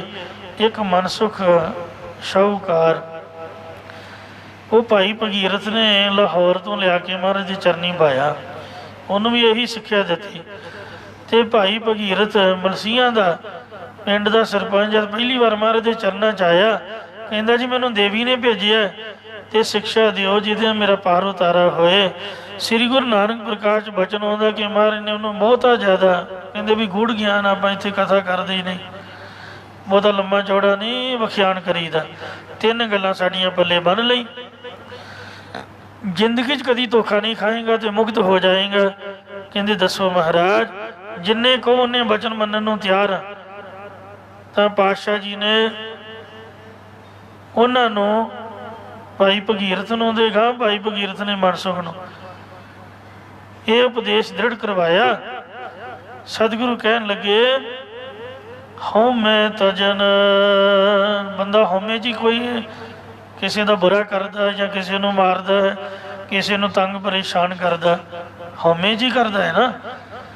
ਕਹਿੰਦੇ ਹਉਮੈ ਦਾ ਤਿਆਗ ਕਰ ਦਿਓ, ਨਾਮ ਲਿਵ ਲਾਵਣ ਗੱਜ ਕੇ ਆਖੋ ਸਤਿਨਾਮ ਸ੍ਰੀ ਵਾਹਿਗੁਰੂ ਨਾਮ ਦੇ ਵਿੱਚ ਲਿਵ ਲਾ ਕੇ ਰਹੋ। ਭਾਣਾ ਮੰਨਣ ਪੰਥੇ ਹੋ ਪਾਵਨ। ਤੀਜਾ ਉਪਦੇਸ਼ ਹੈ ਕਿ ਵਾਹਿਗੁਰੂ ਜੀ ਦਾ ਭਾਣਾ ਸਿਰ ਮੱਥੇ ਮੰਨੇ, ਜੋ ਦੁੱਖ ਸੁੱਖ ਆ ਬਣੇ ਉਹਨੂੰ ਆਪ ਦੇ ਪਰ ਸਹਾਰ ਕੇ ਖੁਸ਼ੀ ਖੁਸ਼ੀ ਪ੍ਰਸੰਨ ਰਹਿ ਕੇ, ਕਹਿੰਦੇ ਦੁੱਖ ਦੇ ਵਿੱਚ ਅਰਦਾਸ, ਸੁੱਖ ਵਿੱਚ ਸ਼ੁਕਰਾਨਾ ਕਰੇ, ਹਰ ਵੇਲੇ ਮਹਾਰਾਜ ਦਾ ਭਜਨ ਕਰਦਾ ਰਹੇ। ਇਸ ਲਈ ਵਾਹਿਗੁਰੂ ਜੀ ਦੇ ਚਰਨਾਂ 'ਚ ਬੇਨਤੀ, ਸਤਿਗੁਰੂ ਮਹਾਰਾਜ ਨੂੰ ਇਹ ਅਰਦਾਸ ਹੈ। ਦਇਆ ਕਰੋ ਨਾਨਕ ਗੁਣ ਗਾਵੈ। ਇਹ ਵਾਹਿਗੁਰੂ ਆਪਣੀ ਦਇਆ ਕਰੋ, ਮਿਹਰ ਕਰੋ, ਜੋ ਅਸੀਂ ਤੇਰੇ ਗੁਣ ਗਾਇਨ ਕਰੀਏ। ਮਿੱਠਾ ਲੱਗੈ ਤੇਰਾ ਭਾਣਾ। ਇਹ ਵਾਹਿਗੁਰੂ ਸਾਨੂੰ ਤੇਰਾ ਭਾਣਾ ਹਮੇਸ਼ਾ ਹੀ ਮਿੱਠਾ ਪਿਆਰਾ ਲੱਗਣਾ ਕਰੇ। ਸੂਹੀ ਮਹੱਲਾ ਪੰਜਵਾ। ਜਿਹੜੇ ਭਾਣਾ ਮੰਨਦੇ ਨੇ ਉਹਨਾਂ ਸੰਤਾਂ ਦੀ ਸਿਫਤ ਕਰਦੇ ਆ। ਪੰਜਵੇਂ ਪਾਤਸ਼ਾਹ ਸਤਿਗੁਰੂ ਅਰਜਨ ਦੇਵ ਜੀ ਇਹ ਸ਼ਬਦ ਉਚਾਰ ਰਹੇ ਹਨ। ਭਾਗ ਠੜੇ ਹਰ ਸੰਤ ਤੁਮਾਰੇ। ਹੇ ਵਾਹਿਗੁਰੂ ਤੇਰੇ ਉਹ ਸੰਤ ਜਨ ਭਾਗਾਂ ਵਾਲੇ ਹਨ। ਕਾਜਨ ਕਰ ਤਨ ਹਰ ਨਾਮਾ। ਜਿਨ੍ਹਾਂ ਦੇ ਹਿਰਦੇ ਰੂਪ ਘਰ ਦੇ ਵਿੱਚ ਤੇਰਾ ਹਰੀ ਨਾਮ ਰੂਪੀ ਧਨ ਹੈ। ਕਿਉਂਕਿ ਆ ਜਿਹੜੇ ਡਾਲਰ ਤੇ ਪਾਉਂਡ, ਰੁਪਈਏ ਤੇ ਪੈਸੇ, ਸੋਨਾ ਤੇ ਚਾਂਦੀ ਹੈ, ਇਹ ਅਸਲੀ ਧਨ ਨਹੀਂ ਹੈ। ਅਸਲੀ ਧਨ ਕਿਉਂ ਨਹੀਂ ਹੈ? ਆ ਪਿੱਛੇ ਜੇ ਮੋਦੀ ਨੇ ਸਾਰਿਆਂ ਨੂੰ ਦਿਨੇ ਤਾਰੇ ਦਿਖਾਤੇ, ਸਮਝ ਲਓ ਵੀ ਰੱਬ ਨਹੀਂ ਦਿਖਾਏ। ਮਰਿਆਂ ਤੋਂ ਬਾਅਦ ਤਾਂ ਕਿਹਨੇ ਵੇਖਿਆ, ਜਿਉਂਦਿਆਂ ਹੀ ਕਾਗਜ਼ ਬਣ ਗਏ। ਬੰਦਾ ਵੇਖ ਵੇਖ ਰੋਂਦਾ ਸੀਗਾ। जिन्हें जमा कीते वो वेख वेख रोवे भी ये किसी काम नहीं होने का, की करिए। कई बेचारे होके नहीं चढ़ाई कर गए। जिन्हें मेहनत मशक्कत के नाल इकट्ठे कीते ने हुण की करूगा। बैंक वाले कहते भी आपां तां नहीं लैने जी, ਉਹਦੀ ਵਿਚਾਰੀ ਦੀ कमाई है। तो इस तरीके दे नाल ये असली धन नहीं है, ना डॉलर ने ना पाउंड ने। तो ये भी आपां इत्थे बैठे सांभी फिरदे आ, वो देशां वाले बदल दिंदे ने। इंग्लैंड ने शायद 20 का पाउंड बदलता, कागज तो चेंज होंदे ही रहिंदे ने। तो इस वास्ते सरकारां नूं पता नहीं किहो जिहा भुलेखा पै जांदा। ये असली धन नहीं है। असली धन क्यों नहीं है? क्योंकि मरिया तो बाद इन्हें काम नहीं आना। जिवें हरेक देश की करंसी वक्खो वक् है, इहो परलोक की करंसी किहड़ी है? एक बार गज के मेरे कन्ना च आवाज़ पाओ, उचारण करो सतनाम श्री वाहिगुरू। मैं तो तुहानूं कथा सुना रहा, तुसीं गल्लां सुना रहे हो। गल्लां दी आवाज़ मेरे कन्ना च पै रही है, क्योंकि वातावरण बड़ा एकांत वाला हुंदा। रागी का साज वजाउंदे ने, वो रला गोबला पा जाता, माड़ी मोटी कोई गल सुनती नहीं। जे बोलन वाले के कन्नी आवाज़ पैंदी रहे फिर थोड़ा औखा हुंदा बोलना। सो इन्ने तो ब्रह्म ज्ञानी नहीं भी साडी बिरती टिकी रहे। गुरु साहब कृपा करन, सानू वाहिगुरू वाहिगुरू करना चाहिए है।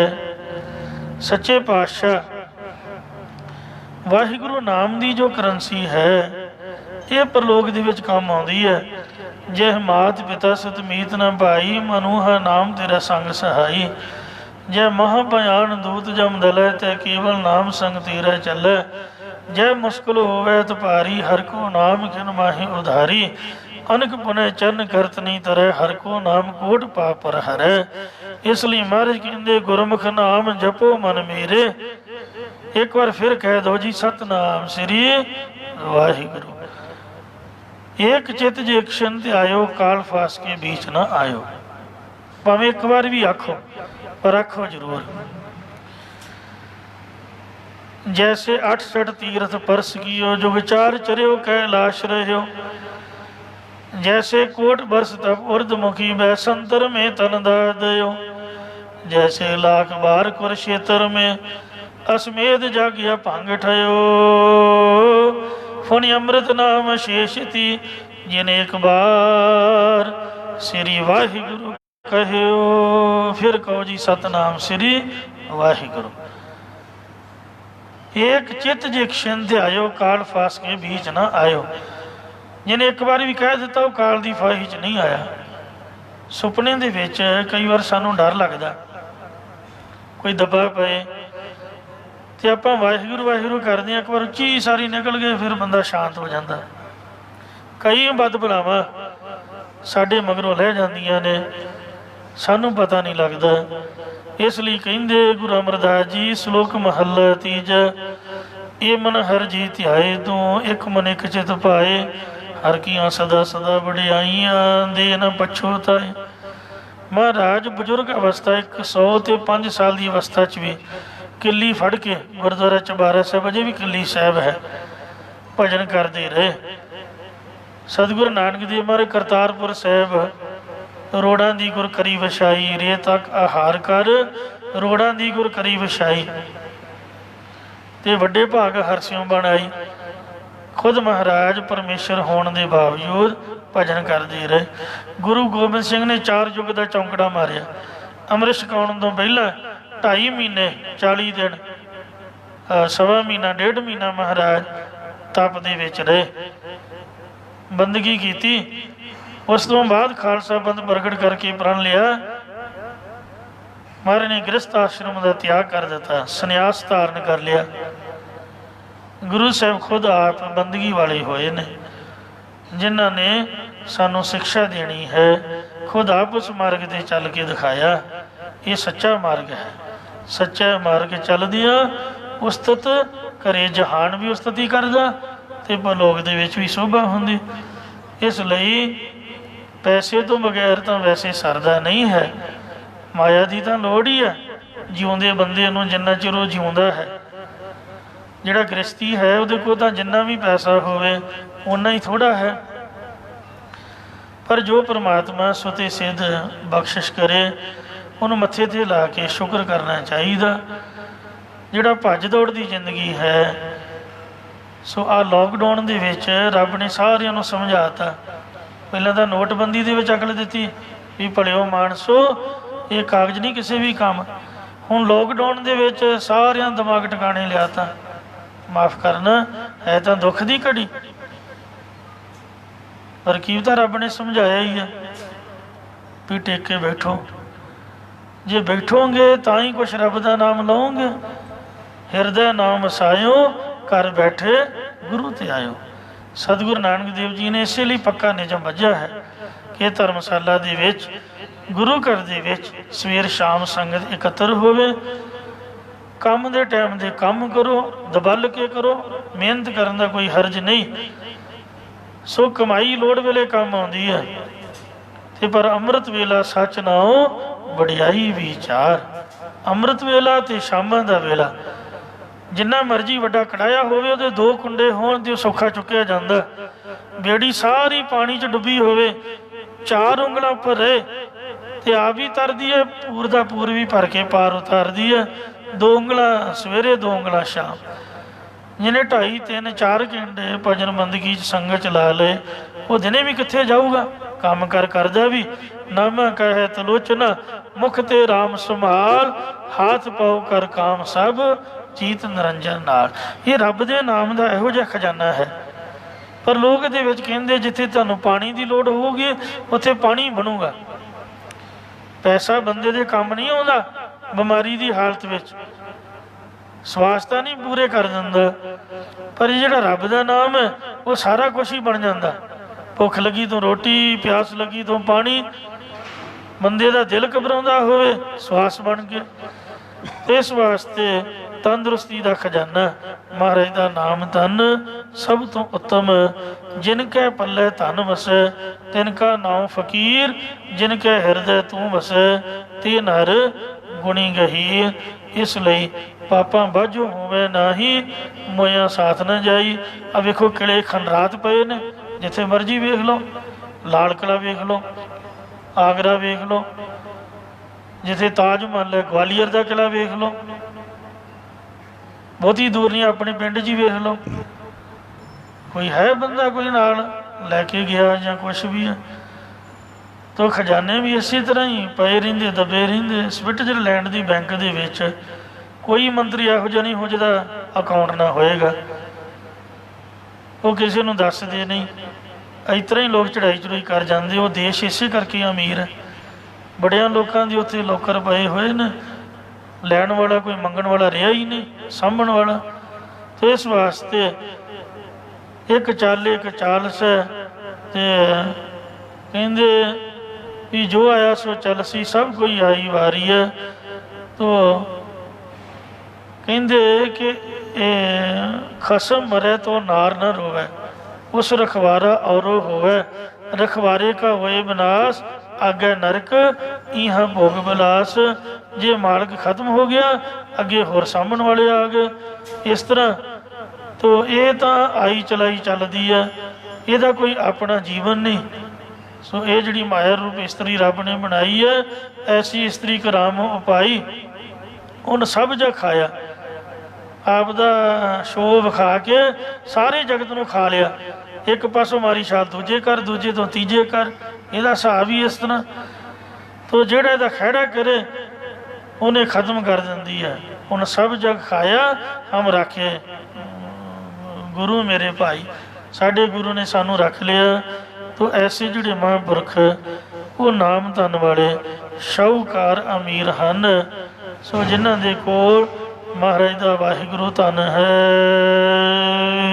ਪਰਵਾਨ ਗਣੀ ਸਈਏ ਆਏ, ਉਹ ਸੰਤ ਇਹ ਸੰਸਾਰ ਵਿੱਚ ਆਏ ਪ੍ਰਮਾਣਿਕ ਗਿਣੀਂਦੇ ਹਨ। ਸਫਲ ਤਿਨਾ ਕੇ ਕੰਮਾਂ, ਉਹਨਾਂ ਦੇ ਸਾਰੇ ਕੰਮ ਵੀ ਸਫਲ ਹਨ ਜਿਨ੍ਹਾਂ ਨਾਮ ਦੀ ਕਮਾਈ ਕੀਤੀ ਹੈ। ਤਿਨ ਕੀ ਬਰਕਤ ਖਾਹੇ ਅਸੰਖ ਕਰੋੜੇ। ਆ ਸ਼ਹੀਦਾਂ ਦਾ ਪਵਿੱਤਰ ਸਥਾਨ ਆਪ ਦੇ ਸਾਹਮਣੇ। ਇਹਨਾਂ ਦੀ ਕੀਤੀ ਕਮਾਈ ਬਰਕਤ ਅੱਜ ਵੀ ਵੇਖੋ ਕਿੰਨੇ ਖਾ ਰਹੇ ਨੇ, ਕਿੰਨੇ ਖਰਚ ਰਹੇ ਨੇ। ਖਾਵੇ ਖਰਚੇ ਰਲ ਮਿਲ ਭਾਈ, ਟੋਟ ਨਾ ਆਵੇ ਵੱਧ ਹੋ ਜਾਈਏ। ਇਉਂ ਜਿਹੜਾ ਨਾਮ ਤੁਹਾਨੂੰ ਇਕੱਤਰ ਕਰਦਾ ਹੈ ਉਹ ਹਮੇਸ਼ਾ ਹੀ ਤੁਰਿਆ ਰਹਿੰਦਾ ਹੈ, ਵੱਧਦਾ ਰਹਿੰਦਾ ਹੈ। ਉਹਨਾਂ ਦਾ ਆਉਣਾ ਸੰਸਾਰ ਵਿੱਚ ਸਫਲ ਹੈ, ਉਹਨਾਂ ਦਾ ਕਾਰਜ ਕੰਮ ਵੀ ਸਫਲ ਹੈ ਜਿਹੜੇ ਪਰਉਪਕਾਰ ਕਰਦੇ ਨੇ। ਮੇਰੇ RAM ਹੇ ਮੇਰੇ ਭਾਈ, ਹਰ ਜਨ ਕੈ ਹਉ ਬਲ ਜਾਈ। ਪਰਮੇਸ਼ਰ ਦੇ ਸੰਤ ਜਨਾਂ ਤੋਂ ਮੈਂ ਬਲਿਹਾਰ ਕੁਰਬਾਨ ਜਾਂਦਾ ਹਾਂ। ਕੇਸਾ ਕਾ ਕਰ ਚਵਰ ਟੁਲਾਵਾ। ਆਪਣੇ ਸਿਰ ਦੇ ਕੇਸਾਂ ਦਾ ਚੌਰ ਬਣਾ ਕੇ ਉਹਨਾਂ ਸੰਤ ਜਨਾਂ ਤੇ ਮੈਂ ਚਲਾਉਣਾ ਕਰਾਂ। ਜੇ ਕੇਸ ਹੋਣ ਹੀ ਨਾ, ਮਤਲਬ ਕੋਈ ਮੋਨਾ ਹੋਵੇ, ਫਿਰ ਉਹ ਪੰਗਤੀ ਕਿਵੇਂ ਢੁੱਕੂਗੀ? ਕਈ ਕਹਿੰਦੇ ਨਾ ਬਾਣੀ ਚੋਂ ਲੱਭ ਕੇ ਦਿਖਾਓ ਜੀ, ਕਿੱਥੇ ਲਿਖਿਆ ਦਾੜੀ ਕਾਲੀ ਨਹੀਂ ਕਰਨੀ, ਕਿੱਥੇ ਲਿਖਿਆ ਵੀ ਕੇਸ ਵਢਾਉਣੇ ਨਹੀਂ ਹਨ, ਕਟਾਉਣੇ ਨਹੀਂ। ਹੁਣ ਸਪਸ਼ਟ ਹੈ ਕੇਸਾਂ ਦਾ ਚੌਰ ਕਹਿੰਦੇ ਚੁਲਾਵਾ। ਚੌਰ ਤਾਂ ਉਹੀ ਚਲੋ ਜਿਹਦੇ ਕੇਸ ਹੋਣਗੇ, ਜਿਹਦੇ ਹੈ ਹੀ ਨਹੀਂ ਉਹ ਚੌਰ ਦੀ ਭਾਵਨਾ ਕੀ ਕਰ ਸਕਦਾ। ਇਸ ਲਈ ਗੁਰਬਾਣੀ ਦੇ ਵਿੱਚ ਕੇਸ ਰੱਖਣ ਦਾ, ਸਾਬਤ ਸੂਰਤ ਰਹਿਣ ਦਾ ਹੁਕਮ ਹੈ। ਚਰਨ ਤੋੜ ਮੁਖ ਲਾਈ। ਸੰਤਾਂ ਦੇ ਚਰਨਾਂ ਦੀ ਥੋੜੀ ਮੈਂ ਆਪਣੇ ਮੂੰਹ ਮੱਥੇ ਤੇ ਲਾਉਣਾ ਕਰਾਂ। ਇਸੇ ਪ੍ਰਕਾਰ ਕੇਸਾ ਕਾ ਕਰ ਚਵਰ ਟੁਲਾਵਾ। ਨਿਸ਼ਕਾਮ ਕਰਮਾਂ ਰੂਪੀ ਕੇਸਾਂ ਦਾ ਚੌਰ ਢੁਲਾਣਾ ਕਰਾਂ। ਚਰਨ ਤੋੜ ਮੁਖ ਲਾਈ। ਔਰ ਉਹਨਾਂ ਪਿਆਰਿਆਂ ਦੀ ਸ਼ਰਧਾ ਰੂਪੀ ਤੋੜੀ ਆਪਣੇ ਅੰਤਿਕਰਨ ਰੂਪੀ ਮੁਖ ਤੇ ਲਾਵਾਂ, ਜਿਹੜੇ ਮਾਇਆ ਦੇ ਮੋਹ ਤੋਂ ਬ੍ਰਹਮ ਗਿਆਨੀ ਸਦਾ ਨਿਰਲੇਪ। ਜੈਸੇ ਜਲ ਮੈਂ ਕਮਲ ਅਲੇਪ।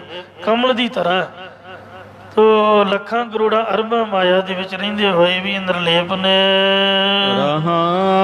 ਵਿਸ਼ਰਾਮ ਦੇ ਕੇ ਫਰਮਾਉਂਦੇ ਨੇ, ਜਨਮ ਮਰਨਾ ਦੋਹੂ ਮਹ ਨਾਹੀ। ਅਸੀਂ ਆਪ ਦੇ ਕਰਮਾਂ ਦਾ ਦੁੱਖ ਸੁੱਖ ਭੋਗਣ ਲਈ ਜਨਮ ਲੈਂਦੇ ਆ, ਕਰਮ ਭੋਗ ਕੇ ਮਰ ਜਾਂਦੇ ਆ।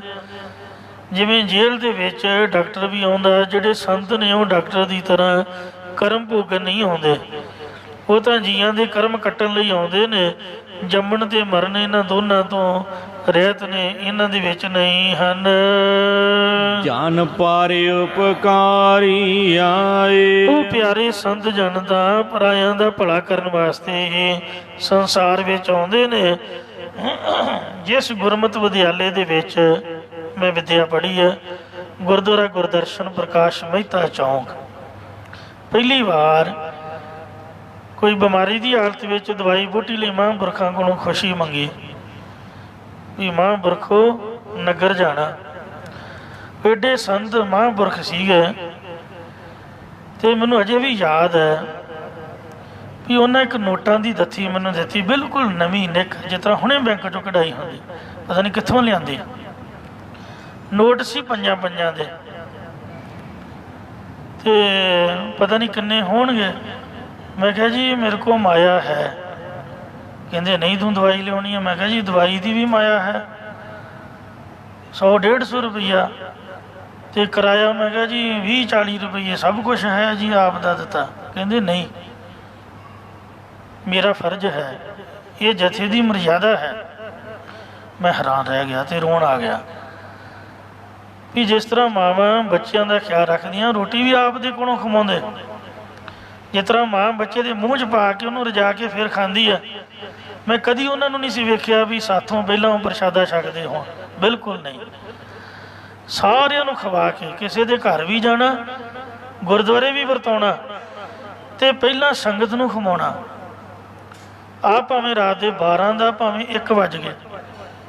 ਬੰਬੇ ਕਥਾ ਕੀਰਤਨ ਤੋਂ ਬਾਅਦ ਕਾਫੀ ਲੇਟ ਹੋ ਜਾਈਦਾ। ਕਈ ਵਾਰ ਆਉਂਦਿਆਂ ਇਸ਼ਨਾਨ ਕਰਕੇ ਤੇ ਨਿਤਨੇਮ ਕਰਕੇ ਕਹਿੰਦੇ ਰੋਟੀ ਖਾ ਕੇ ਨੀਂਦ ਆਊਗੀ, 2 ਵਜੇ ਛਕਣਾ। ਐਸਾ ਉਹਨਾਂ ਮਹਾਂਪੁਰਖਾਂ ਦਾ ਜੀਵਨ।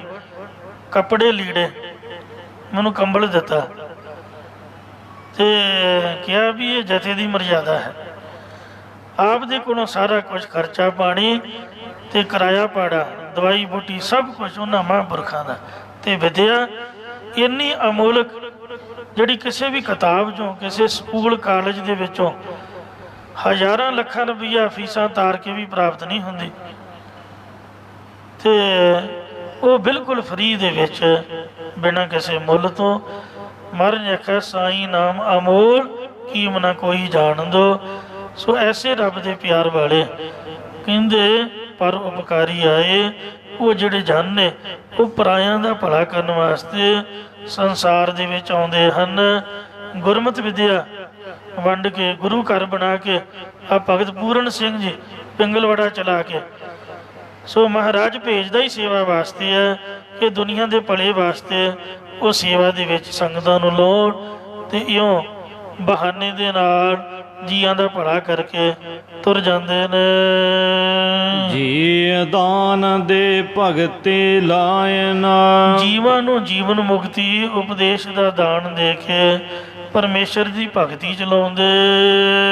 ਹਰ ਸਿਉ ਲੈਨ ਮਿਲਾਏ, ਹਰ ਪਰਮੇਸ਼ਰ ਦੇ ਨਾਲ ਮਿਲਾ ਲੈਂਦੇ ਹਨ। ਸੱਚਾ ਅਮਰ ਸੱਚੀ ਪਾਤਸ਼ਾਹੀ, ਉਹਨਾਂ ਦਾ ਹੁਕਮ ਵੀ ਸੱਚਾ, ਸਰੂਪ ਦੀ ਪਾਤਸ਼ਾਹੀ ਵੀ ਸੱਚੀ ਹੈ। ਅਸਲੀ ਪਾਤਸ਼ਾਹ ਸੋ ਸਰਕਾਰ ਥੋੜੋ, ਮੰਤਰੀ ਥੋੜੋ ਨੇ, ਉਹ ਤਾਂ ਗਰਾਂਡਾਂ ਵਿੱਚ ਹੀ ਇੱਧਰ ਉੱਧਰ ਕਰ ਦਿੰਦੇ। ਜਿਹੜੇ ਸੰਤ ਨੇ ਰੱਬ ਦੇ ਪਿਆਰ ਵਾਲੇ, ਵੇਖੋ ਕੋਈ ਠੇਕਾ ਵੀ ਨਹੀਂ ਹੈ, ਕੋਈ ਆਮਦਨ, ਕੋਈ ਟੈਕਸ ਵਗੈਰਾ ਕੁਛ ਵੀ ਨਹੀਂ। ਉਹ ਲੋਕਾਂ ਦਾ ਰੁਪਈਆ ਇਕੱਠਾ ਕਰਕੇ, ਸਾਲੀ ਵਾਲੇ ਬਾਬਾ ਜੀ ਬਾਬਤ ਤੁਸੀਂ ਸਾਰੇ ਹੀ ਜਾਣਦੇ ਹੋ। ਅਸਲੀ ਪਾਤਸ਼ਾਹ ਤਾਂ ਰੱਬ ਦੇ ਪਿਆਰੇ ਨੇ, ਜਿੰਨੀ ਮਰਜ਼ੀ ਸੇਵਾ ਕਰਾਉਣ। ਆ ਵੇਖੋ ਸੋਨੇ ਨਾਲ ਗੁੰਮਟ ਮੜੇ ਹੋਏ ਨੇ, ਸੰਗੇ ਮਰਮਰ ਪੱਥਰਾਂ ਜਿਹੜੇ ਉਹ ਸੋਨੇ ਤੋਂ ਵੀ ਕੀਮਤੀ ਆ, ਫਿਰ ਵੀ ਵੇਖੋ ਘਾਟਾ ਨਹੀਂ ਹੈ। ਇਹੀ ਅਸਲ 'ਚ ਪਾਤਸ਼ਾਹੀ। ਗੁਰੂ ਰਾਮਦਾਸ ਦਾ ਘਰ ਵੇਖੋ ਕਿੰਨਾ ਖੁਸ਼ਹਾਲ ਹੈ, ਇਹ ਗੁਰੂ ਘਰ ਦੀ ਪਾਤਸ਼ਾਹੀ ਹੈ। ਸੱਚੇ ਸੇਤੀ ਰਾਤੇ, ਉਹ ਆਪ ਸੱਚੇ ਵਾਹਿਗੁਰੂ ਦੇ ਹੁਕਮ 'ਚ ਰਤੇ ਰਹਿੰਦੇ। ਸੱਚਾ ਸੁਖ ਸੱਚੀ ਵਡਿਆਈ, ਉਹਨਾਂ ਨੂੰ ਸੱਚਾ ਆਤਮਾ ਆਨੰਦ ਰੂਪੀ ਸੁਖ ਪ੍ਰਾਪਤ ਹੋਇਆ ਹੈ। ਜਿਸ ਰੂਪ ਦੀ ਪ੍ਰਾਪਤੀ ਰੂ ਸੱਚੀ ਵਡਿਆਈ ਉਹਨਾਂ ਨੂੰ ਪ੍ਰਾਪਤ ਹੋਈ ਹੈ। ਜਿਸ ਕੇ ਸੇ ਤਿਨ ਜਾਤੇ, ਜਿਸ ਵਾਹਿਗੁਰੂ ਦੇ ਬਣੇ ਸੀ ਉਸ ਪਰਮੇਸ਼ਰ ਨੇ ਆਪਣੇ ਜਾਣ ਲਏ ਹਨ। ਅੱਖਾਂ ਫੇਰੀ ਪਾਣੀ ਟੋਵਾ, ਉਹਨਾਂ ਸੰਤ ਜਨਾਂ ਨੂੰ ਗਰਮੀ ਦੀ ਰੁੱਤ 'ਚ ਪੱਖਾ ਫੇਰੀਏ, ਸੇਵਾ ਵਾਸਤੇ ਪਾਣੀ ਢੋਣਾ ਕਰੀਏ। ਹਰ ਜਨ ਕੈ ਪੀਸਨ ਪੀਸ ਕਮਾਵਾ, ਉਹਨਾਂ ਰੱਬ ਦੇ ਸੰਤਾਂ ਦੇ ਭੋਜਨ ਛਕਾਉਣ ਲਈ ਚੱਕੀ 'ਚ ਦਾਣੇ ਪੀ ਕੇ ਸੇਵਾ ਕਮਾਈਏ, ਜਾਂ ਸੰਸਾਰ ਵੱਲੋਂ ਪੱਖ ਫੇਰਨ ਨੂੰ ਵੀ ਪੱਖਾ ਕਰੀਏ। ਪ੍ਰੇਮ ਦਾ ਪਾਣੀ ਢੋਈਏ, ਸੰਗਤ 'ਚ ਮਿਲ ਕੇ ਸਰਵਣ ਮੰਨਣ ਰੂਪ ਚੱਕੀ ਨਾਲ ਸੂਖਮ ਅਸੂਲ ਵਾਸ਼ਨਾਵਾਂ ਪੀਸ ਕੇ ਨਾਮ ਦੀ ਕਮਾਈ ਨੂੰ ਕਮਾਈਏ। ਨਾਨਕ ਕੀ ਪ੍ਰਭ ਪਾਸ ਬਿਨੰਤੀ, ਸਾਹਿਬ ਕਹਿੰਦੇ ਸਾਡੇ ਜਨਾਂ ਦੀ ਰੱਬ ਦੇ ਕੋਲ ਇੱਕੋ ਹੀ ਬੇਨਤੀ ਹੈ, ਹੋਰ ਤਾਂ ਮਹਾਰਾਜ ਦਾ ਦਿੱਤਾ ਸਭ ਕੁਛ, ਕਿਸੇ ਚੀਜ਼ ਦਾ ਘਾਟਾ ਨਹੀਂ ਹੈ। ਤੇਰੇ ਜਨ ਦੇਖਣ ਪਾਵਾ, ਇਹੀ ਬੇਨਤੀ ਹੈ ਕਿ ਹੇ ਵਾਹਿਗੁਰੂ ਮੈਂ ਤੇਰੇ ਐਸੇ ਜਿਹੜੇ ਸੰਤ ਜਨ ਇਹੋ ਜਿਹੇ ਜੀਵਨ ਵਾਲੇ ਉਹਨਾਂ ਨੂੰ ਕਿਤੇ ਵੇਖਣਾ ਪਾਵਾਂ, ਉਹਨਾਂ ਦੇ ਦਰਸ਼ਨ ਕਿਤੇ ਮੈਨੂੰ ਮਿਲ ਜਾਣ, ਜਿਹੜੇ ਨਾਨਕ ਬ੍ਰਹਮ ਗਿਆਨੀ ਆਪ ਪਰਮੇਸ਼ਰ ਰੂਪ ਨੇ। ਸੋ ਗੁਰੂ ਮਹਾਰਾਜ ਸੱਚੇ ਪਾਤਸ਼ਾਹ ਕਿਰਪਾ ਕਰਨ, ਸਾਡੀ ਜ਼ਿੰਦਗੀ ਸਾਡੇ ਸਵਾਸ ਸੰਗਤ ਦੀ ਲੇਖੇ ਲੱਗਣ ਜੀ। ਭੁੱਲ ਚੁੱਕ ਖਿਮਾ ਕਰਨੀ, ਅੱਗੇ ਤੋਂ ਸਮਤ ਬਖਸ਼ਣੀ। ਅੱਖਾਂ ਫੇਰੀ ਪਾਣੀ ਟੋਵਾ, ਹਰ ਜਨ ਕੈ ਪੀਸਨ ਪੀਸ ਕਮਾਵਾ। ਨਾਨਕ ਕੀ ਪ੍ਰਭ ਪਾਸ ਬੇਨੰਤੀ, ਤੇਰੇ ਜਨ ਦੇਖਣ ਪਾਵਾਂ। ਵਾਹਿਗੁਰੂ ਜੀ ਕਾ ਖਾਲਸਾ, ਵਾਹਿਗੁਰੂ ਜੀ ਕੀ ਫਤਿਹ। ਰਾਮਕਲੀ ਮਹੱਲਾ ਤੀਜਾ। ਆਨੰਦ ਇੱਕ ਓੰਕਾਰ, ਸਤਿਗੁਰ ਪ੍ਰਸਾਦ ਆਨੰਦ ਭਇਆ ਮੇਰੀ ਮਾਏ। ਸਤਿਗੁਰੂ ਮੈਂ ਪਾਇਆ, ਸਤਿਗੁਰ ਤੋਂ ਪਾਇਆ ਸਹਿਜ ਸੇਤੀ ਮਨ ਵਜੀਆਂ ਵਧਾਈਆਂ। ਰਾਗ ਰਤਨ ਪਰਵਾਰ ਭਰੀਆਂ, ਸ਼ਬਦ ਗਾਵਣਿਆਈਆਂ ਸਬਦੋ ਤਗਾਵੋ। ਹਰਿ ਕੇਰਾ ਮਨ ਜਨੀ ਵਸਾਇਆ, ਕਹਿ ਨਾਨਕ ਆਨੰਦ ਹੋਇ ਸਤਿਗੁਰੂ ਮੈਂ ਪਾਇਆ। ਏ ਮਨ ਮੇਰਿਆ ਤੂੰ ਸਦਾ ਰਹੋ ਹਰ ਨਾਲੇ। ਹਰ ਨਾਲ ਰਹੋ ਤੂੰ ਮਨ ਮੇਰੇ, ਦੁਖ ਸਭ ਵਿਸਾਰਨਾ। ਅੰਗੀਕਾਰੋ ਕਾਰੇ ਤੇਰਾ ਕਾਰ ਸਭ ਸਵਾਰਨ। ਸਭਨਾ